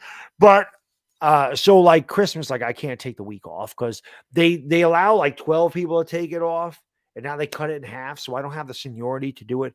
But I have already taken the last week of April off. And I'll take that off every year. Like nobody gives a damn about the last week in April. Christmas is a different story. Everybody wants that week off between Christmas and New Year's. Everybody. Yeah. Kids are off of school. Everybody wants a week off. But I've already taken that off, Chris. So we're good. We're good to go. All right. Well, we're gonna 11 picks at least. We're ready. We're not want to talk about the draft. We're talking about the playoffs, but I'm just telling you. We're gonna be picking 32. Right. I've already planned ahead. So there you go. We're Chris and I'll be covering the draft again for all week, like we did last year. That was awesome. Oh, it was great. It was a lot of fun. Sports fan, thank you for the super chat. Hear me out. Dak to the Giants. I think he's being facetious. Yeah, that ain't happening. Not with his contract. Yeah, his contract is ridiculous. Nobody's taking him except the Cowboys. They ain't get rid of him. Yeah, no, it's tough. And my Giants, thank you for super chat. No fly zone fill into the medium Pepsi trap. Listen, some guys. I see Tupac says, "Come on, Saquon is coming." I want him back, Tupac, and I think he will be back. But and I do think he's been he's been our best player on offense, but outside of Andrew Thomas probably. But I don't know if it's a lock because I think he's coming back, but I don't know if it's a lock. How crazy is this? Bodo says I'm in South Texas. It's 3 degrees with the wind chill. So I looked at like the in the Midwest, it's like minus 38 with the wind chill in Minnesota. It is stupid cold. Mm-hmm. Now, the guy I'm playing against in fantasy football, he had Garrett Wilson. Garrett Wilson did not have a good night. Good. Because we win this, we go to the championship. He's got Deshaun Watson and Taysom Hill. They play in Cleveland on Saturday. It's supposed to be like minus 13 with the wind chill and 50-mile-an-hour winds. So I'm like, that should be good for us too. Wow. See, that's why that's brutal, man. When I used to take fantasy football a lot more seriously than I do now, I kind of just whatever. I used to look at players' schedules before the year started, and I would plan accordingly based off their playoff schedule, and I would look for dome quarterbacks, or I would look for playoffs quarterbacks rather that were playing in domes during the fantasy playoffs, because those last 2 weeks, the most important weeks, the playoff weeks, the weather is a huge factor. Huge factor. Yes. So I used to always look for that. Dome quarterbacks or quarterbacks that were playing in domes during the playoff weeks. Yeah, I don't do that. I have Joe Burrow, so I'm gonna hope that he does well. Also, we picked up Gardner Minshew because I was not playing. I have Taylor Heineke again. You play? He's announced as the starter. He started. Yeah, Jalen Hurts is out. Yeah. I have Taylor Heineke as my other quarterback. No, I am playing him against San Francisco. That ain't happening. So I was like, we'll take Gardner Minshew and the guy that has Jalen Hurts is in the playoffs too. We're not playing him. I thought we were. I'm like, let's block him. And that way he can't get Gardner Minshew. But Minshew's a much better option than Taylor Heineke. Russell, thank you, my friend. I appreciate it. He says DJ Giants, RJ Knicks, scary parallel. Both are highly skilled, tough, and gritty, but getting hate from whiny banana back. Well, they're both from Duke, too. Banana back. I never heard that. And impatient New York fans. Give DJ some support and watch him cook. Listen, I'm as impatient as anybody. And I'll be honest, I was very impatient with that. After 3 years, I thought I was being patient. I was wrong. And like I said, he won me over. It's all it takes. You can easily win me over. Give me a reason to. He did. Yeah. I think that he's going to be good. And I always liked RJ Barrett. I still like RJ Barrett. Barrett started off a little this year, but he's played much better the last. Well, the Knicks have played much better. They lost last night, but I mean, the Knicks. He was. I'll tell you what. I didn't think that Jalen Brunson deal was going to be I didn't really. Oh my God! But he's been awesome. Jalen Brunson, and this isn't saying much because we haven't had good free agency signings. Melo was a trade. Amari was a free agent. That didn't really work out with the bum knees. Jalen Brunson is probably the best free agent signing the Knicks have had maybe in my lifetime. Like Allen Houston was a good one. Yeah. Latrell Sprewell was a good one. Yeah, he's a better one. But in a long time, Jalen Brunson's been one of the best free agent signings. Probably since the turn of the millennium. Yeah, a long time. Much better than Marbury. That was a failure. Much better than Eddie Curry. Yeah, much better Jared than Jeffries. Yeah. Need I go on? Yeah. Steve Francis. Oh. Yeah. Thanks, Isaiah. Still trying to get out of that hole. Sports fan, thank you, my friend. He says, in all seriousness, I knew he was full of that. He says DJ deserves at least one more go. I agree. I think we agree. He's going to get one more go. The Church of Meat, which is my favorite church because I live on meat, chicken, and ground turkey. He says, and ham. What would the Jets record be with Daniel Jones? You just said it earlier. You might. Yeah, I'm way behind on the. I think they'd have 10 wins right now with Daniel Jones. But that's without looking at their schedule. But they'd be a much better team. Yeah, agreed. Clock, thank you for super chat. He says heart attack. Dan Orlovsky pro Jones. What? Or listen, if Daniel Jones won over Dan Orlovsky, I think that's all you need to know. Daniel Jones is coming back. I don't know if there's been a harsher critic. They're all backtracking now because that's funny. Okay though. They're entitled to do so. Yeah, no, I know. But it's funny. I like Chris Sims. I don't know if you watch him at all, but I like him. I think he's pretty unbiased and pretty, he doesn't take the cookie cutter takes that a lot of other people take. And I watched he has I don't even remember the guy's name on NBC Sports, but they have a show together and they had a segment like 2 weeks ago. And Chris Sims has always been a big Daniel Jones guy. Like the day we drafted him and since. But the partner that he does it with, they were talking about quarterbacks in the NFC conference. They went over all 16 teams and they said which guys are going to be back, which guys aren't. And they got to the Giants. As soon as they got to the Giants, this was 2 weeks ago, Chris Sims' partner says, well, he's gone, right? There's no way he's coming back. Then I listened to the segment they do 4 days ago, like a week and a half later, and he is all aboard the Jones train. Within a 10-day span, he's like, he's got to come back. He's playing way too. It's just, everybody has just flipped their stance because they see the writing on the wall. They know he's coming back after the Washington game, so they're trying to get ahead of try to get ahead of it. Bodo says he's 58. I'm way behind on the chat, guys, so sorry. But 58. So yeah, you would have grown up right. If you were 58, that means if you would be 8 in 1972. Franco was a rookie. That was the year that happened, the Immaculate Reception. So obviously Franco would have been a big part of your Mike Florio is his name, by the way. Sure. Yeah, Mike Florio. And yeah, that play to this day is probably the flukiest play in the history of the NFL. The Immaculate Reception. I love how Raider fans people are like, oh, that hit the Steelers. Jack Tatum didn't touch the ball. I'm like, how could that ball have possibly, went back 8 yards without it getting hit by Jack Tatum? What they claim it hit the ground? No, they're saying that Jack Tatum, because back then the ball could not be touched from one offensive player to another to be really complete without a defender touching it in the middle. Okay. So people would argue, oh, Jack Tatum never touched the ball. I'm like, the law of physics, there's no way that ball would have went back to Frank Harris. Now there is also that it hit the ground. This is why it's so great. There's the myth that the officials didn't know what happened and they're like, let's just call it a touchdown because they're going to kill us if we call it back because it was in Pittsburgh. These people will kill us. Let's just give them the touchdown and run off the field. I think that was John Madden because Madden was the coach in 72. So, there's all these conspiracy theories, but obviously it's one of the greatest, most talked about plays in the history of the NFL. Yeah. I was good football. I like watching games from the 70s on YouTube. I love watching that stuff. I just love the way how it was just gritty and the fields weren't good. Everybody's muddy and disgusting. You're ripping people down by the face mask, clotheslining people. It was great. That's football. That's what John Madden was. That's football, baby. Desmond, thank you for the super chat. What do you think if we can build our D line like the steel curtain of 70s? That would be dope. We're getting there. That's gonna be hard. I don't know if you're gonna get 3 Hall of Famers on your line. And the thing is, in the salary cap era, you can't keep it together. True. Well, back then, players never left. Yeah. There was no salary cap. There's no. That was good drafting. I mean, they had there was LC Greenwood. They had Ernie Holmes. Obviously, Joe Green, Dwight White. So yeah, it was. That's why. And not to mention, outside of those front 4, they had 2 pretty damn good linebackers in Jack Ham and Jack Lambert. Jack Lambert's another rookie I need because even though I didn't get to see him play, I freaking love Jack Lambert. I love Jack Lambert. Love him.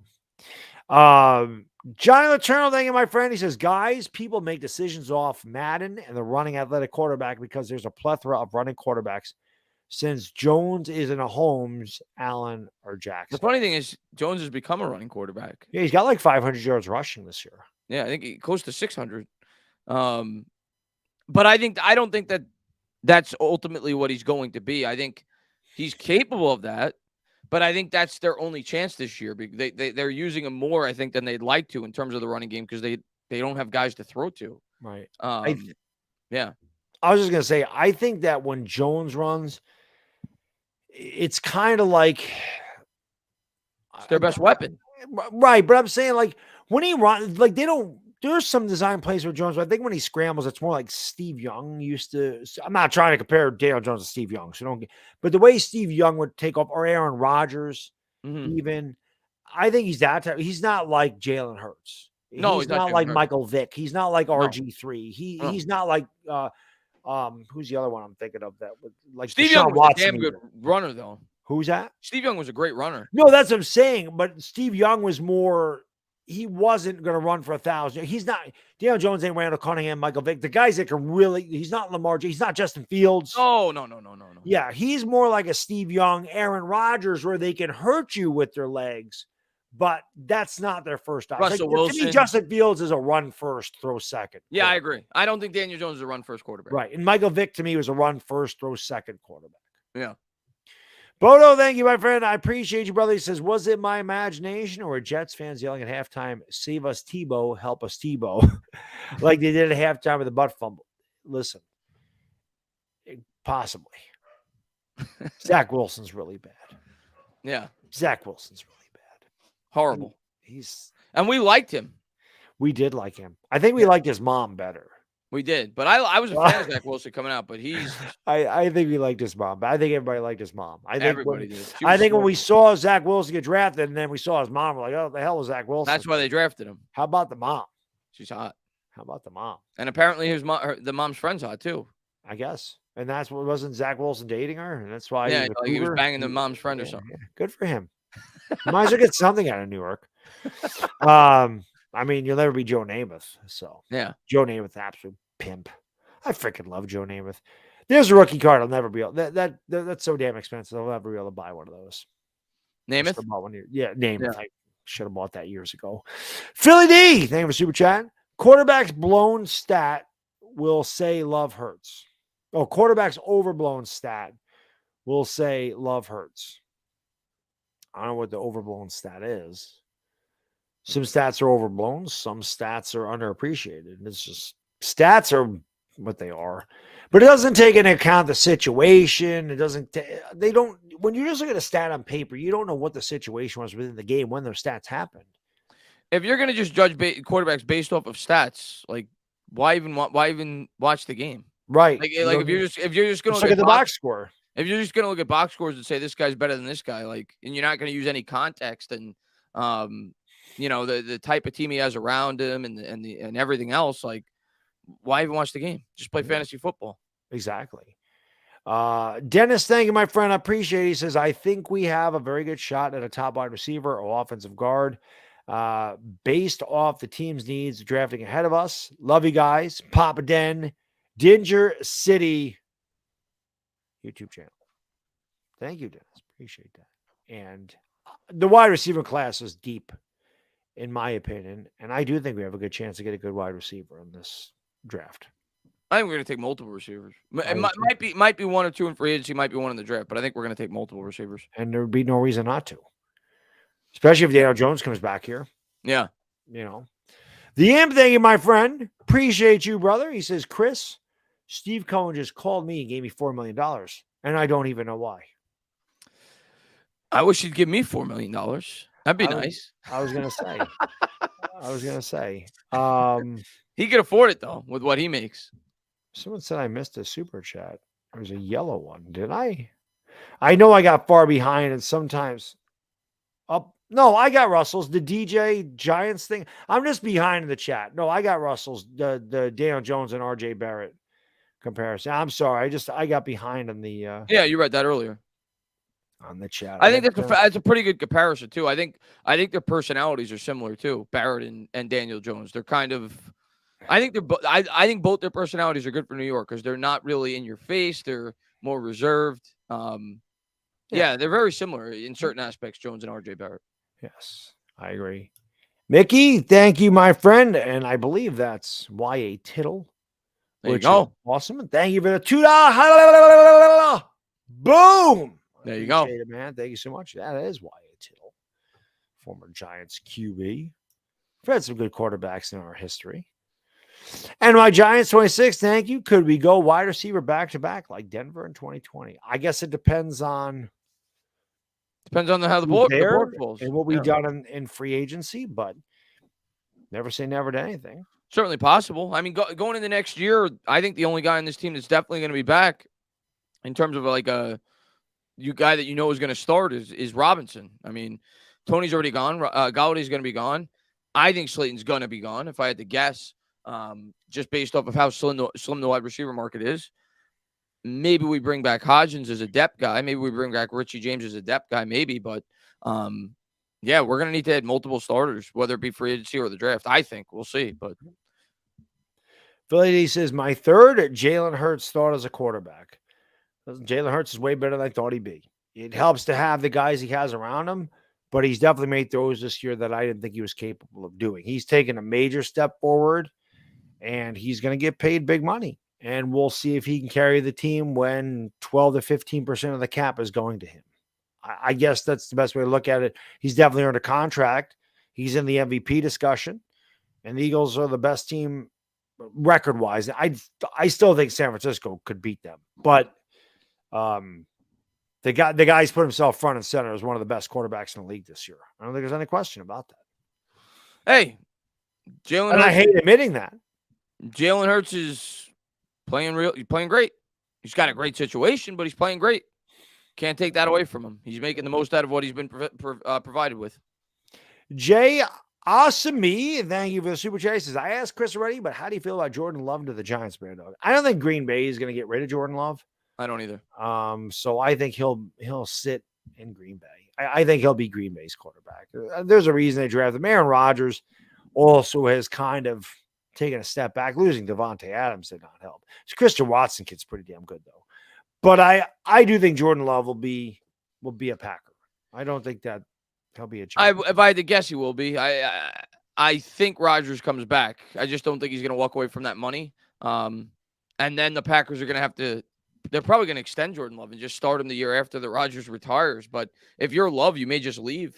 In free agency in a couple of years. We'll see. But I don't think they're going to trade him this offseason. I'd be surprised if they do.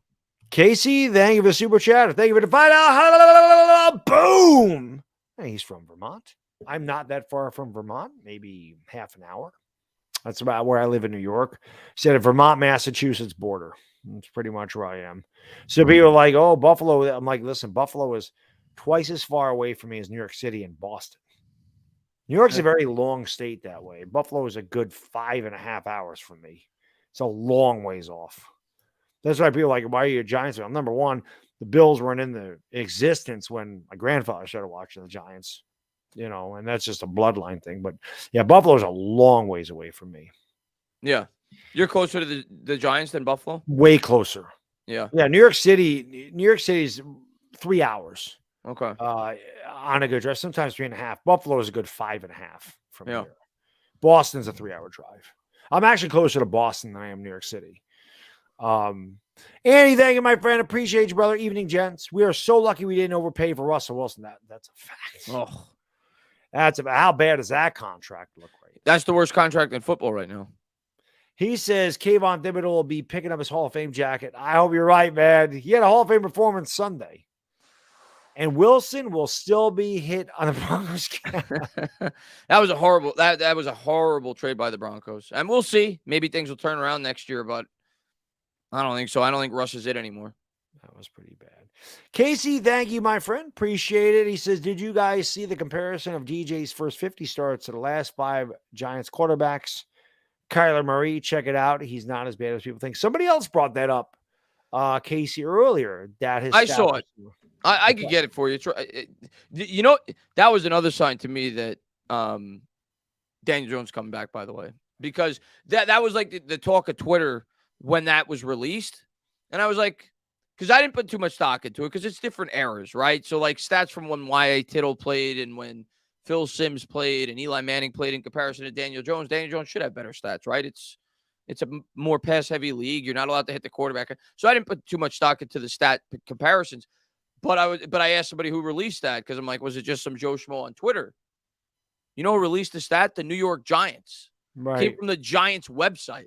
So then I said to myself, well, if the Giants are releasing that and they're promoting Daniel Jones and they're saying he's had a better first 50 games than all these, like, what does that tell you? Like, it's the Giants themselves are releasing that. I'm like, this guy's coming back. I agree. But I did see it. Yeah. He has like a better QB rating and better whatever. He's better in most statistical categories over his first 50 starts. Victor, thank you, my friend. Appreciate you, brother. He says Stephen A. is still preying on Daniel Jones' downfall. He's Stephen A. is a professional troll. God bless Stephen A. Smith. That man trolled his way to tens of millions of dollars. Good for him. Good for him. Because he is absolutely ludicrous. Sometimes I find him hilarious. Like when he trolls the Cowboys, I think it's hilarious. I can't lie. It's funny. Yeah. But listen, I think Dwayne Haskins is a mobile quarterback. I don't know. He's funny. I don't think people go there for sports takes. They go there to be entertained. He's a troll. Yeah. They go there It's kind of like Skip Bayless, but Skip's not funny. Yeah. Stephen A. Smith is funny. I give him his credit. He is funny. He's an asshat, but he's funny. Philly D, thank you for super chat. How big is Baddog? I am 6 foot tall, about 165 pounds, soaking wet. He says, I love you both. I'm a soccer player. Awesome. There you go. I certainly couldn't play soccer. I have pretty good endurance, but soccer, man, you got to be one hell of an athlete to play soccer. One hell of an athlete to do that. So it's pretty kick-ass. My kid played soccer for a year, and then that was it. He didn't want to do it again. He liked the coach. The coach was like a 25-year-old blonde-haired girl. He liked her. I don't know how much he liked soccer, but he liked the coach. Yeah. It was fun. My kid is obsessed with females' hair. Like he likes long hair. It's just funny. It's just funny to me how he is like obsessed. And like I remember one day the soccer coach had her hair down because normally she wore it up in a ponytail because she's playing. And he goes, "Oh, your hair's down today." I'm like, my kid, stop. The apple don't fall from the tree. I said before, they don't call me bad dog for no reason. My kid already, he's got issues.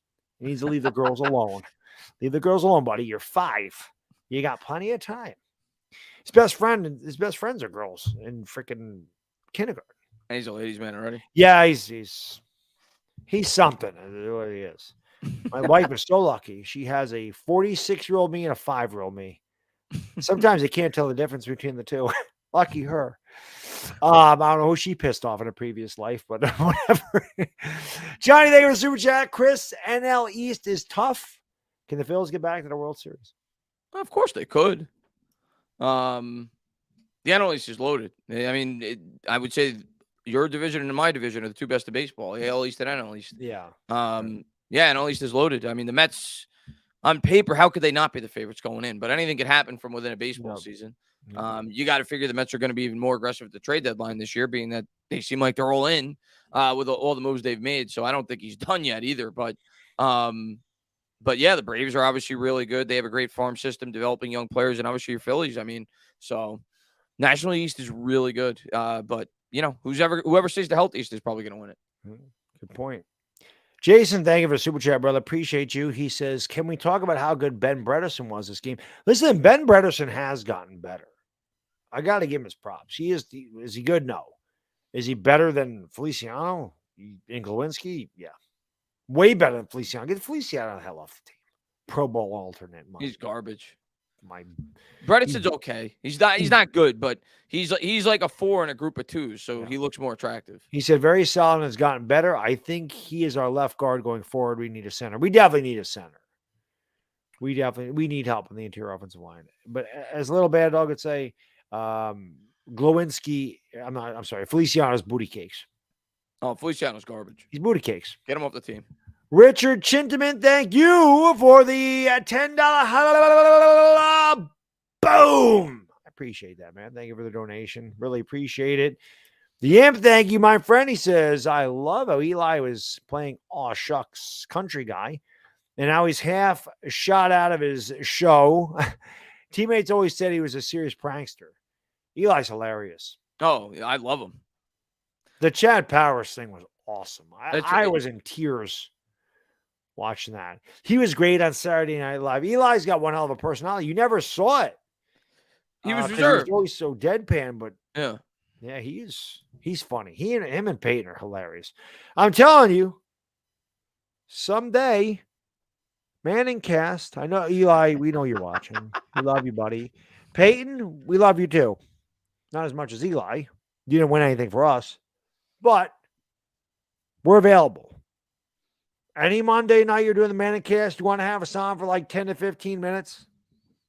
2 hours? We're here. We got you.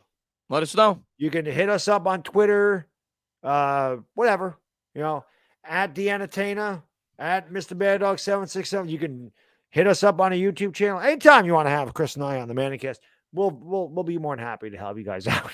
How cool would that be? How cool would that be? That'd be the greatest thing in the history of my life, outside of my kid being born. Yeah. That would be. That'd be awesome. Richard, thank you, my friend. I really appreciate Daniel Jones be better than Kyler Murray. I'll tell you what. Kyler Murray's, Chris was right about this. I always wanted Kyler Murray. I thought Kyler Murray's skill set was ridiculously stupid, but Chris said he worried about his injuries, and Kyler's dealt with his injuries. Yeah. Kyler's definitely dealt with injuries, and it's a shame. Every time he thought like he was going to move up and Arizona was going, it just went down. And I don't think Kingsbury helps matters. Kingsbury stinks. I still Kyler Murray's skill sets. If Kyler Murray could stay healthy, I don't think Daniel Jones would be better than him. But because Kyler Murray's skill set is stupid good, but he's diminutive and that hurts. Yeah. I hope he is better than Kyler Murray. And I love Kyler Murray, but I hope Daniel Jones is better than him. And I think I'd rather have Daniel Jones than Kyler Murray. Right now? Yeah. I mean, if they're both healthy, I don't know if I'm a Kyler Murray guy. I'm not. But I know you're not. But Kyler Murray's talented, but the thing is, Kyler Murray is not one thing I did not know about, because again, I'm not in the locker room. I don't deal with the players. I just look at what they do on the field. Yeah. I realize how unserious Kyler Murray is about football. Well, no matter how talented you are when you get to the NFL, you have to freaking work your ass off. You can't just rest on your talent. Well, that's the thing. When Kyler rests on his talent. When you heard the story that he had to read the playbook for 5 hours or whatever it is a week in his contract, I was like, "The hell is this?" Yeah, I'd be wary of Kyler Murray. Yeah, I don't like that at all. Yeah. Philly D, thank you, my friend. I appreciate you, brother. He says both you boys are real. Thanks, man. Appreciate it, Philly D. We try to be unbiased and as real as possible. Most people love that. Some people don't. How can you Yep. give? How can you be a Giants fan and give Philadelphia any credit? You must be a closet Philly fan. Well, Johnny Letourneau thinks I'm a closet Eagles fan. The only closet is that Eric Allen jersey hangs in the closet that Johnny Letourneau was kind enough to buy me. And again, I won't wear an Eagles jersey, but that was a very thoughtful gift because, again, I said that's probably out of all the Eagles uniforms, I loved that one. I loved that eagle with the spread wings because I think eagles are really cool birds. Yeah. The team. And Eric Allen's my favorite Eagle of all time. So that was a very nice gift that he got me. But I won't wear that because it's disgusting. But I love you, Johnny, if you're still in the chat. You're the man. The ball don't lie. I love that. I love the ball don't lie. Rasheed Wallace, ball don't lie. Yep. Not sure you all spoke why Andrew Thomas not in the Pro Bowl. No, we didn't. I think we did on Patricia's channel, but we did. Yeah, it's ridiculous. But I mean, at the end of the day, the fact that John Feliciano was listed as an alternate tells you all you need to know about the Pro Bowl. It means nothing. Joke, man. And the fact that Evan Ingram made the Pro Bowl 2 years ago when he was with the Giants tells you everything that you need to know about the Pro Bowl. It's a joke. It's meaningless. Maybe they base it on Madden race. But, I mean, Andrew Thomas absolutely deserves to be there. I think he was like a third or fourth alternate. He deserves to be starting as far as I'm concerned. So it is what it is. We, as Giants fans, we appreciate him. We know how good he's been. Right. Outside of that one game where he had the flu. He's been really good this year. He's been great this year. So it sucks because I want to see him get the credit that he deserves, but we know how valuable he is. He's going to be here for a long time. Yeah, and sorry guys, I really appreciate all the super chats. I'm sorry if I'm running behind on these a little bit. Irish Rover says, Merry Christmas and Happy New Year, guys. I have the Giants beating the Vikings 31-24. What say you? So second straight week, we have almost identical. I was going to say. And we didn't plan it. Nope. What did I say? I said 26, 24. 24. I said 26, 24. And when Chris was saying that, I had 26. I had 26 in my head. Yeah. So as soon as he said that, my God, it's so ironic because I'm wearing Barkley. He said 26-24. I said 26-23 Giants. Last week, Chris said 19. And again, this was not planned. I mean, I had my score in my head. Chris said 19-16. I said 19-17 or vice versa. I forgot what it was. I think I was 16. You were 17. But yeah, pretty. Yeah, I think obviously the reason we have the mid-20s is because the Vikings defense isn't great. So I think we could put up some points. I would love to get 31 though. Yeah, well, of course. Irish. I'd love to get 31 Yeah. points. We might need 31 to beat that team. Yeah. It'd be nice to put up 30 points. Yeah, it would. Daniel Jones could throw over 340 yards at 14. We could win that game 31-24 and they'd be like, oh, well, he missed that guy. He missed that guy. He was wide open. He missed him. Just win one more game. That's all I ask. You win one game, we're in the playoffs. But hopefully it happens this week. Hopefully we take all the pressure off. Like I said, have a very Merry Christmas, Giants fans. Yeah. We win, and 2 of them 3 teams lose. We're good. Bodo, thank you, my friend. I appreciate you, brother. He says the problem with Rodgers is he took the money, which is fine. But if he took a pay cut and got paid on the back end, he could have got players' help. That's what Brady used to do. Brady still does. His whole career is done. I mean, granted, he's married. He was married to Giselle, who's worth more than he is. So, but yeah, that's why Brady won as much as he did, or that was at least a big reason why he did. Yeah, without a doubt. And that's what it is. Proomsy, thank you for super chat. He says, hey, so much fun watching with you and the sexy Tainah. Y'all are amazing. Think any wide receivers are worth picking up in free agency next year. The one that and we appreciate that, Proomsy. Thank you, my friend. The one that I like, and again, the free agent wide receivers are not really great. McCole Hardman is the one I like the best. I don't think he costs a lot of money. He's extremely fast. And one thing that he does really well is return kicks. And our special team sucks. So not only would he help us out in the wide receiving game on the outside, he'd be a good upgrade in returning kicks. Yeah, I'm looking at the list now. Marvin Jones, I have no interest. He's 32, going on 33. Alan Lazard, 27. Jacoby Myers is an interesting one. I don't know what his market would be. Spot Track has his projected market at $12.5 million, which is not that much for a wide receiver nowadays, but he's young and somewhat talented. Juju, interesting one. I don't know how well he'd fit in New York. McCole Hardman, like you said. What's McCole Hardman's projected market? It is $11 million. So he's kind of like a mid-tier. Yeah, I don't think that'd be bad at all. Yeah. I'm looking for what Slayton's projected market is. I'm just curious. T.Y. Hilton's old, too old. Did he go to Dallas? Yeah, he did, but he's a free agent next year. Right. I'm just saying. So Odell Beckham's not going there. Not this year, at least. No. Right. Yeah, I don't even see Slayton on the list, which is weird. That's weird. He should be on here. He's one of the top 4 or 5 free agent wide receivers next year. But yeah, the free agent wide receivers are now. Oh, there's Slayton. They have Slayton's projected market value right now at, wow. I would have thought it'd been much higher than this. I think it will be much higher than this if I had to guess, because how thin the market is. $3.5 million right now. If his market's only $3.5 million, John should bring him back. Yeah, without a doubt. Yeah, but I think it'll be more. I think it'll be more than that, though. Without a doubt, $5 million, I'd bring him back here. Yeah, I'd still like McCole Hardman. I think he'd be good for us.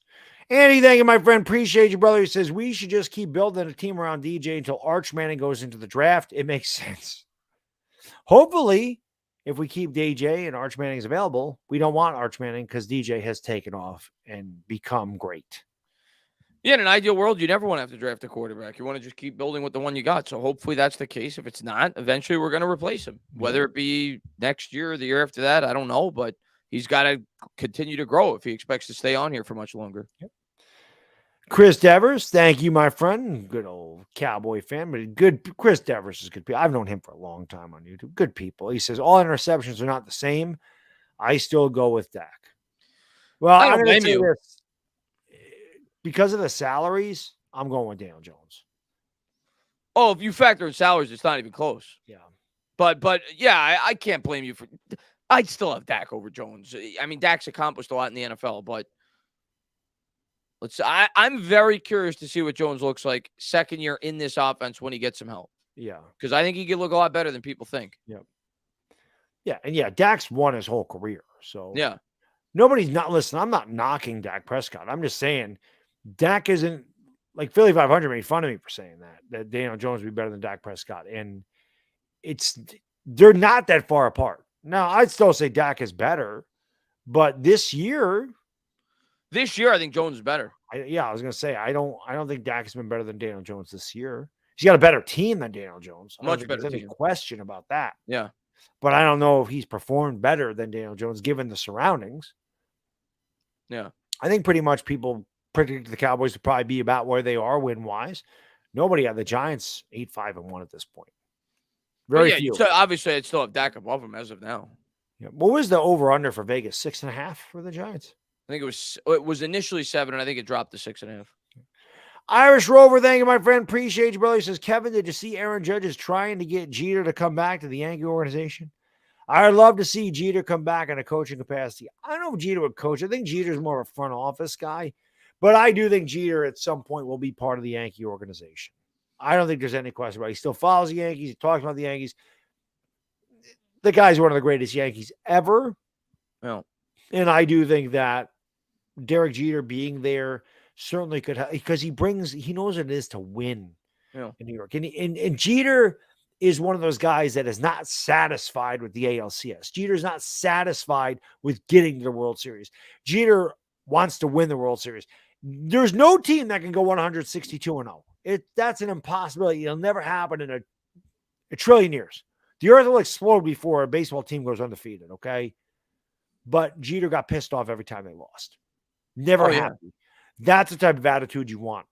Yeah, he had that Jordan trait. You want that. So, yeah. Not that he's Jordan, but he had that trait. Right.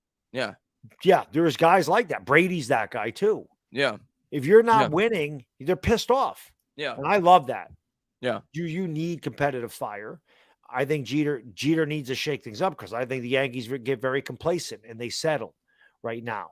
And that sucks. And that's why they haven't got to the World Series. Yeah. They're settling for the playoffs. Yeah. And I think Jeter could help. Proomsy, thank you again. Appreciate you. Can we make the case Danny Dimes was one of the best quarterbacks in his draft class now? Yeah. Yeah, right? Kyler Murray went.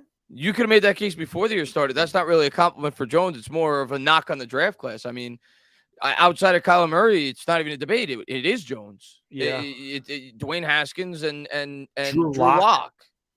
Like, there was no other good. I mean, unless there was a late round quarterback I'm not thinking about. I don't think so. So, who was a kid from West Virginia? Was that Drew Lock? Oh, I know exactly. He wasn't good either. He went to the Panthers. What was his name? I know exactly what you're talking about. He never did anything. West but Virginia kid. Yeah, I can't think of his Gardner name. Minshew might have been in that class. Jones better than him, but he might have been in that class as a late pick. I can't recall, but a good call. Yes, we definitely could make the argument that he is. Who? Jones is the best quarterback in that draft class. If he's not the best, he's the second best. Right, to Kyler. Yeah. Yeah. So maybe he was the second quarterback. Will Greer was the quarterback. Thank you. Whoever said that. Yeah, I'm way behind in the chat. So, yeah. Bodo, thank you again, my friend. I appreciate you. Thanks, Dallas. The ending of the game made my Christmas. I think everybody loves watching Dallas lose. It is what it is. It is what it is. Benjamin, my friend. I love Benjamin. He cracks me up. Benjamin, thank you so much, brother. I hope you have a great Christmas, by the way. I know Benjamin said he was traveling to Texas. So, like I said, safe travels, my friend. He says, I go back to 2002 and life was so much better. KP wasn't born yet, and I feel like ever since his birth, we have suffered a great recession. I know my hairline has. The same dude that shoves his face with hot dogs, eggplant. The Rams are so atrocious this season. Boy, the Rams really fell off a cliff. Well, you know what sucks for the Rams? They don't have a pick. Oh, they're in deep shit. So, like, that's what's even worse. Like, if at this point, at least if you're, most teams, you're like, all right, at least we're going to have a high pick next year. They don't have a pick. Yeah. But you know what, Benjamin, is worth it. You guys won a Super Bowl. Oh, it was definitely worth it. Nobody can ever take that. You may suck for the next 5 years, but who gives a damn? As long as McVay's there, they'll turn it around quick. Yeah. He's too good of a coach. Yeah. You guys you'll get out of it quicker. Yeah. Yeah. I believe so too. Johnny, thank you, my friend. Appreciate you, bro. This is Baddog. Love you too, buddy. You may not wear that Eagles jersey because you root for that horrible Giants blue. That's why. Chris, who's your favorite Eagle? Ever? I like 3 Eagles. I liked Eric Allen's my favorite. Reggie White, Randall Cunningham. That was it. Those are the only Eagles I liked. See, I don't go back to. I think I briefly remember Cunningham on the Eagles. When did he play for the Eagles? Like the early 90s, 80s, right? Late 80s. Yeah, I don't. I remember Cunningham on the Vikings. I remember Cunningham. Who else did he play for when I saw him? There was another team. I can't recall. I remember. What is that? I don't remember where else Randall played. Maybe it was just the Vikings. My favorite Eagle. Reggie White. I remember from the Packers. I don't remember him from the Eagles. I hate the Eagles so much. I hate Dawkins. I hate Jackson. Yep. I hated McNabb. Yeah. I respected McNabb. I thought he was a really good quarterback, but yeah, I didn't like him. Hated him. I don't think I like any Eagles. I don't blame you. I don't think I like any Eagles. I don't blame you. Maybe Mark Bavaro. You know what I like? You know what I like? I don't like, but I don't hate. Jason Kelce. There you go. I've watched his podcast with Travis. He seems like a really funny, cool guy. And he's one of the guys on the line. I like Jason Kelce. I'll throw him in there. Yeah, there you go. Emil Craig, thank you, my friend. Appreciate you, brother. I work as a gas station attendant just outside MetLife Stadium. Ran into a few Giants, and I always seem to let them know how big of a fan I am. Shout out to Kayvon. He tipped me $100. So I'm going to give you guys 10. Well, we appreciate that. There you go. Well, thank you, my friend. And that is awesome. Yeah, it's awesome, man. You got to meet Kayvon Thibodeau, and Kayvon's very generous. It's always good to hear that those guys do that. I know there are definitely Giants that go in like restaurants and they leave massive tips, which is awesome. Listen, if I was a millionaire, I would do the same thing too, right? I mean, I donate the best. I donate whatever I can. I try to. But that's an awesome story. I love to hear that the players are good with the fans. Because as a fan, sometimes, like I said, I always tell a story about Strahan, and I loved Michael Strahan. I thought he was an awesome player, but man, you saw that guy at training camp. He was just an asshole. I mean, it's just the way he was. He hated being there. He didn't like the people. He hated being bothered. And that turned you off. I was like, I just don't like the guy now. Tiki, for all the crap he said about the Giants, was very nice. Shockey was awesome. There's definitely some guys that you might think to yourself, those guys are probably dicks, but they weren't. I think Tiki, when he first left the Giants, was trying to stand out. And because obviously that he was trying to pursue his dream as like a sports talk guy, or whatever it was. And I think he knew or thought, and it failed, that if he came out with polarizing takes about his former team, it would help gain him notoriety. Yep. That's what I think what happened with Tiki. I think Tiki's a good guy. I think he just had a really bad approach. I think he was trying to stand out as a guy that talked out about his former team, and it was a really bad idea on his part. Rio Ann says Tainah loves Boston Scott. Oh, God, I hate Boston Scott. His whole career is against the Giants. Brandon, thank you for the super chat. Maybe a hot take. Hurts his fool's gold roster. No, that's a legitimate take. That's a possibility. That's a legitimate take. Like I said, when Jalen Hurts gets that big contract and they can't have the same players around him, we'll see. Yeah. We'll see what happens. Well, it's gotten late, but real quick, let's we got like 10 more minutes. Let's talk about the Vikings, because I saw some people. Yeah. So, I mean, I know we talked about it on Patty's channel, but obviously a major game for the Giants. The passing attack is extremely good. Justin Jefferson, as Wink Martindale said, is one of the 2 best receivers in the NFL, and he's not number 2. So high praise, Wink Martindale, as you know what they're going to give him. But Justin Jefferson is a legitimate concern for the Giants. Yeah. I don't think there's any question. Especially with Moreau guarding him. Listen, their weapons, there's no way we could go blow for blow with them, right? No. Giants' best and only chance in this game is controlling the clock. I think the Lions and the Vikings are like identical in terms of their team makeup. Both of them have kind of like a non-mobile quarterback. Both of them have pretty good weapons. Both of them put up a lot of points. They like to throw the ball. And when we played the Lions, we were unable to run the ball. If we're unable to run the ball against the Minnesota, we're going to lose. Mm-hmm. We have to find a way to run the ball. We cannot get into a shootout with this football team. The good news is, I actually think, even though the records don't say it, Detroit is better than Minnesota. Right now, I think they are. In terms of a complete roster, because Detroit has a great offensive line. They have like a top 3 or 4 offensive line in football. Minnesota has one of the worst offensive lines. If our pass rush could take advantage of that, that could change this football game. That's the X factor in this game. The Giants have to get pressure on Cousins without blitzing with that front 4 and create some turnovers. If they could do that, I think we stand a very good chance to win. The pass rush has to show up like they did last week. So we'll see. But maybe it's just the hopium after last week with Washington. I think we have a legitimate chance to win this football game. And had you asked me that 2 or 3 weeks ago, I would have said no. I had this penciled in as a sure loss. I don't feel that way anymore. I definitely think this is a game we can win. I completely agree. The front 4 getting pressure is going to be key in this game. Yeah. You can play nickel and dime. You can, make it a little bit easier, relieve some of that pressure in the secondary by having extra defensive backs out there and limiting big plays offensively. When you have to start bringing extra guys to get to Kirk Cousins and you leave those guys out on an island against the Jeffersons and the Thielens and the TJ Hawkinsons, we're in trouble if we can't get to Kirk Cousins. Kirk Cousins, though, I view him in the same light as Taylor Heineke. He's better than Heineke. But at the same point, if you get pressure on Kirk Cousins, he is not adverse to turning it over. Their interior offensive line is terrible, and we have seen this pass rush of the New York Giants become better and better and better when all the guys are healthy. It makes sense. Kayvon Thibodeau and Azeez Ojulari are going to feed off of one another, and if you step outside and try to block those guys, you're going to get pressure from Leonard Williams, who forced a massive fumble against Washington, and Dexter Lawrence. If you can get pressure at the front 4, you're going to be in good shape. And Kirk Cousins definitely prone to turning the ball over. That is really the key. We have to, and again, really it's every game is the same for the Giants. We have to win at the line of scrimmage. Yeah. If we win at the line of scrimmage, we got a good chance. We got a really good chance. But if Kirk Cousins has time, we're in trouble. If Wink Martindale's got to bring an extra guy or 2, I don't like our chances. Yeah. So I think we talked about this on Patty's stream. I think early in the game, first quarter, I think Wink Martindale has to go out there and not blitz. We didn't blitz a lot against Washington. And I think we have to do the same thing here. I think that we have to see what we can get, if we can get there at the front 4. And then if not, you make adjustments from there.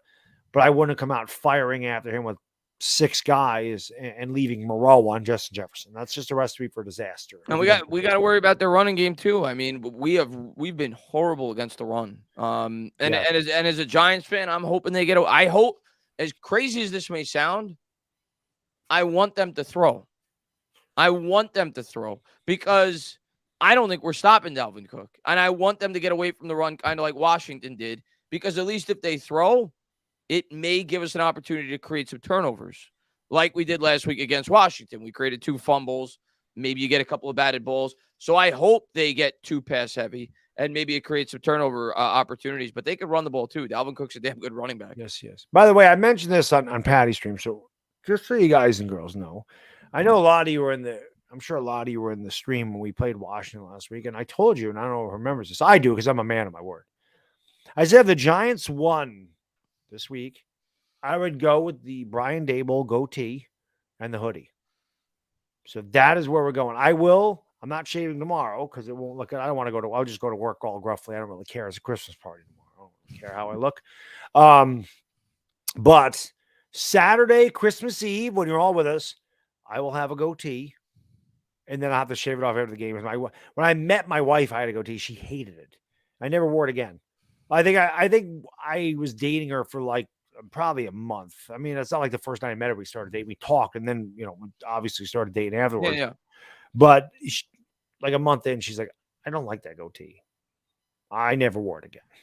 I just shaved it. I shaved it off. She's like, it makes you look older. Well, I'm old as shit now, anyways, and I don't care. And she's been with me for 23 years. Where the hell she's going? But I am. I'm gonna go Brian Dable, goatee, and hoodie with no hat. So you're gonna have a full-grown goatee by Saturday.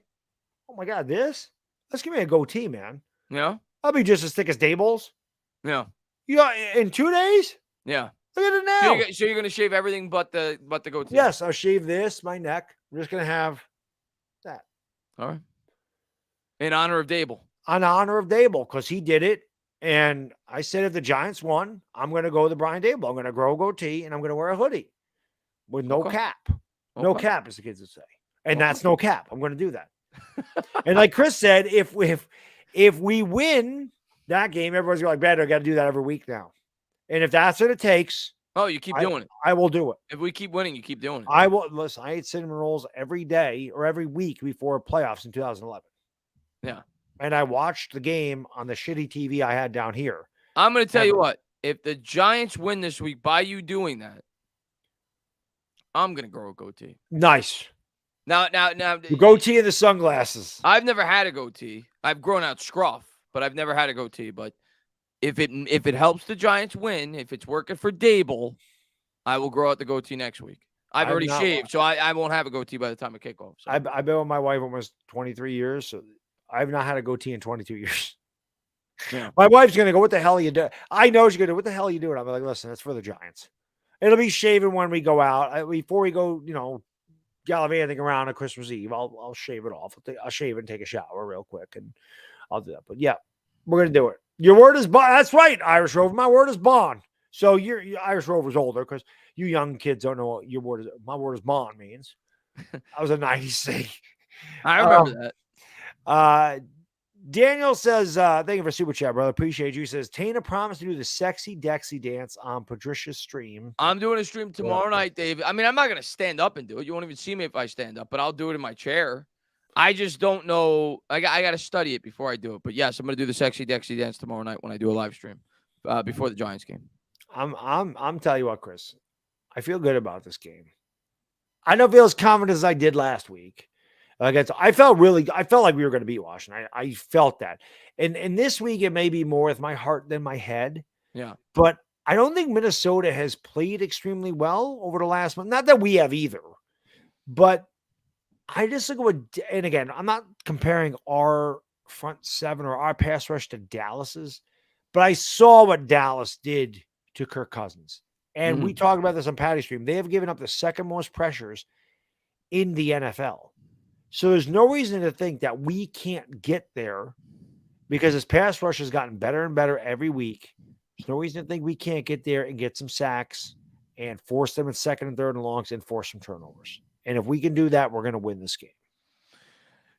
Yeah, I mean, I think that's why I'm a lot more confident going into this game than I thought I would be. I think it's definitely my heart talking when I'm picking the Giants to win because if I had to bet on it, I'd probably bet that the Vikings are going to win a close game. I think it's going to be close. I think it's going to be competitive. And it's the pass rush. I think that's the why I'm a lot more confident with this Giants team right now is I'm buying into this pass rush. I don't think this is a fluke at this point. I think this is a legitimate pass rush. With that fearsome foursome. So I'm buying in. I'm buying into the pass rush, and I think that gives us a good chance to win this week and a good chance to beat the Colts as well. So we'll see. David Else is 22-20. If I'm not mistaken, and I very well could be because I'm mistaken a lot, that was the score in 1986 when Phil Simms hit Bobby Johnson on the 4th down 17. I'm almost positive we won that game 22-20. I'll take that. I could be wrong, but I'd be extremely happy with that. I said Irish Rover said pulling out all the stops. Irish Rover, man. Hell yeah, we got to pull out all the stops. Playoff football, baby. The playoffs, man. Yeah, man. Playoffs. Yeah, man. I mean, whatever the hell it takes. If we make the playoffs and I got to throw up before the game, I'll throw up. I don't even care anymore. I want to win, damn it. I want to win. I love this freaking team. Of course. Yeah, I know part of my charm is my ranting. And listen, sometimes a good rant is very cathartic for me. I need one, right? I just have to. But this isn't the year for rants. No, it's not. This is I think no matter what happens from here on out, there's no reason to rant this year. I completely agree, and that's why I haven't ranted. They've exceeded I picked them to win 7 games all year. They're 8-5-1. What am I going to get pissed off about now? They've exceeded my expectations. Yeah. So no way. I'm not angry at them this year. I think that I'm hopeful and I'm optimistic about the future. Everybody always said I'm negative. I was never negative. I just the team sucked. That's not being negative. That's being honest. I think this team has overachieved, and I think they're only getting better as we go forward with this organization, the front office and the coaching staff. I think it's going to be a fun ride. And I want them, if we get beat or if our asses get beat, if we end up playing San Francisco in the postseason, we lose 34-3, it is what it is. The Eagles got killed last year in the postseason. They weren't supposed to be there. They got there. Tampa Bay wiped them off the face of the earth, and look at them now. I'm not saying we're going to go 13-1 next year, but that experience means a lot. 100%. Like last year, everybody said the Eagles weren't a true playoff team, and on paper, they probably weren't. You go back and watch, they won 9-8. They didn't beat a single team with a winning record last year. Yep. But that experience, I truly believe, helped them this year. Playing in those important games down the stretch.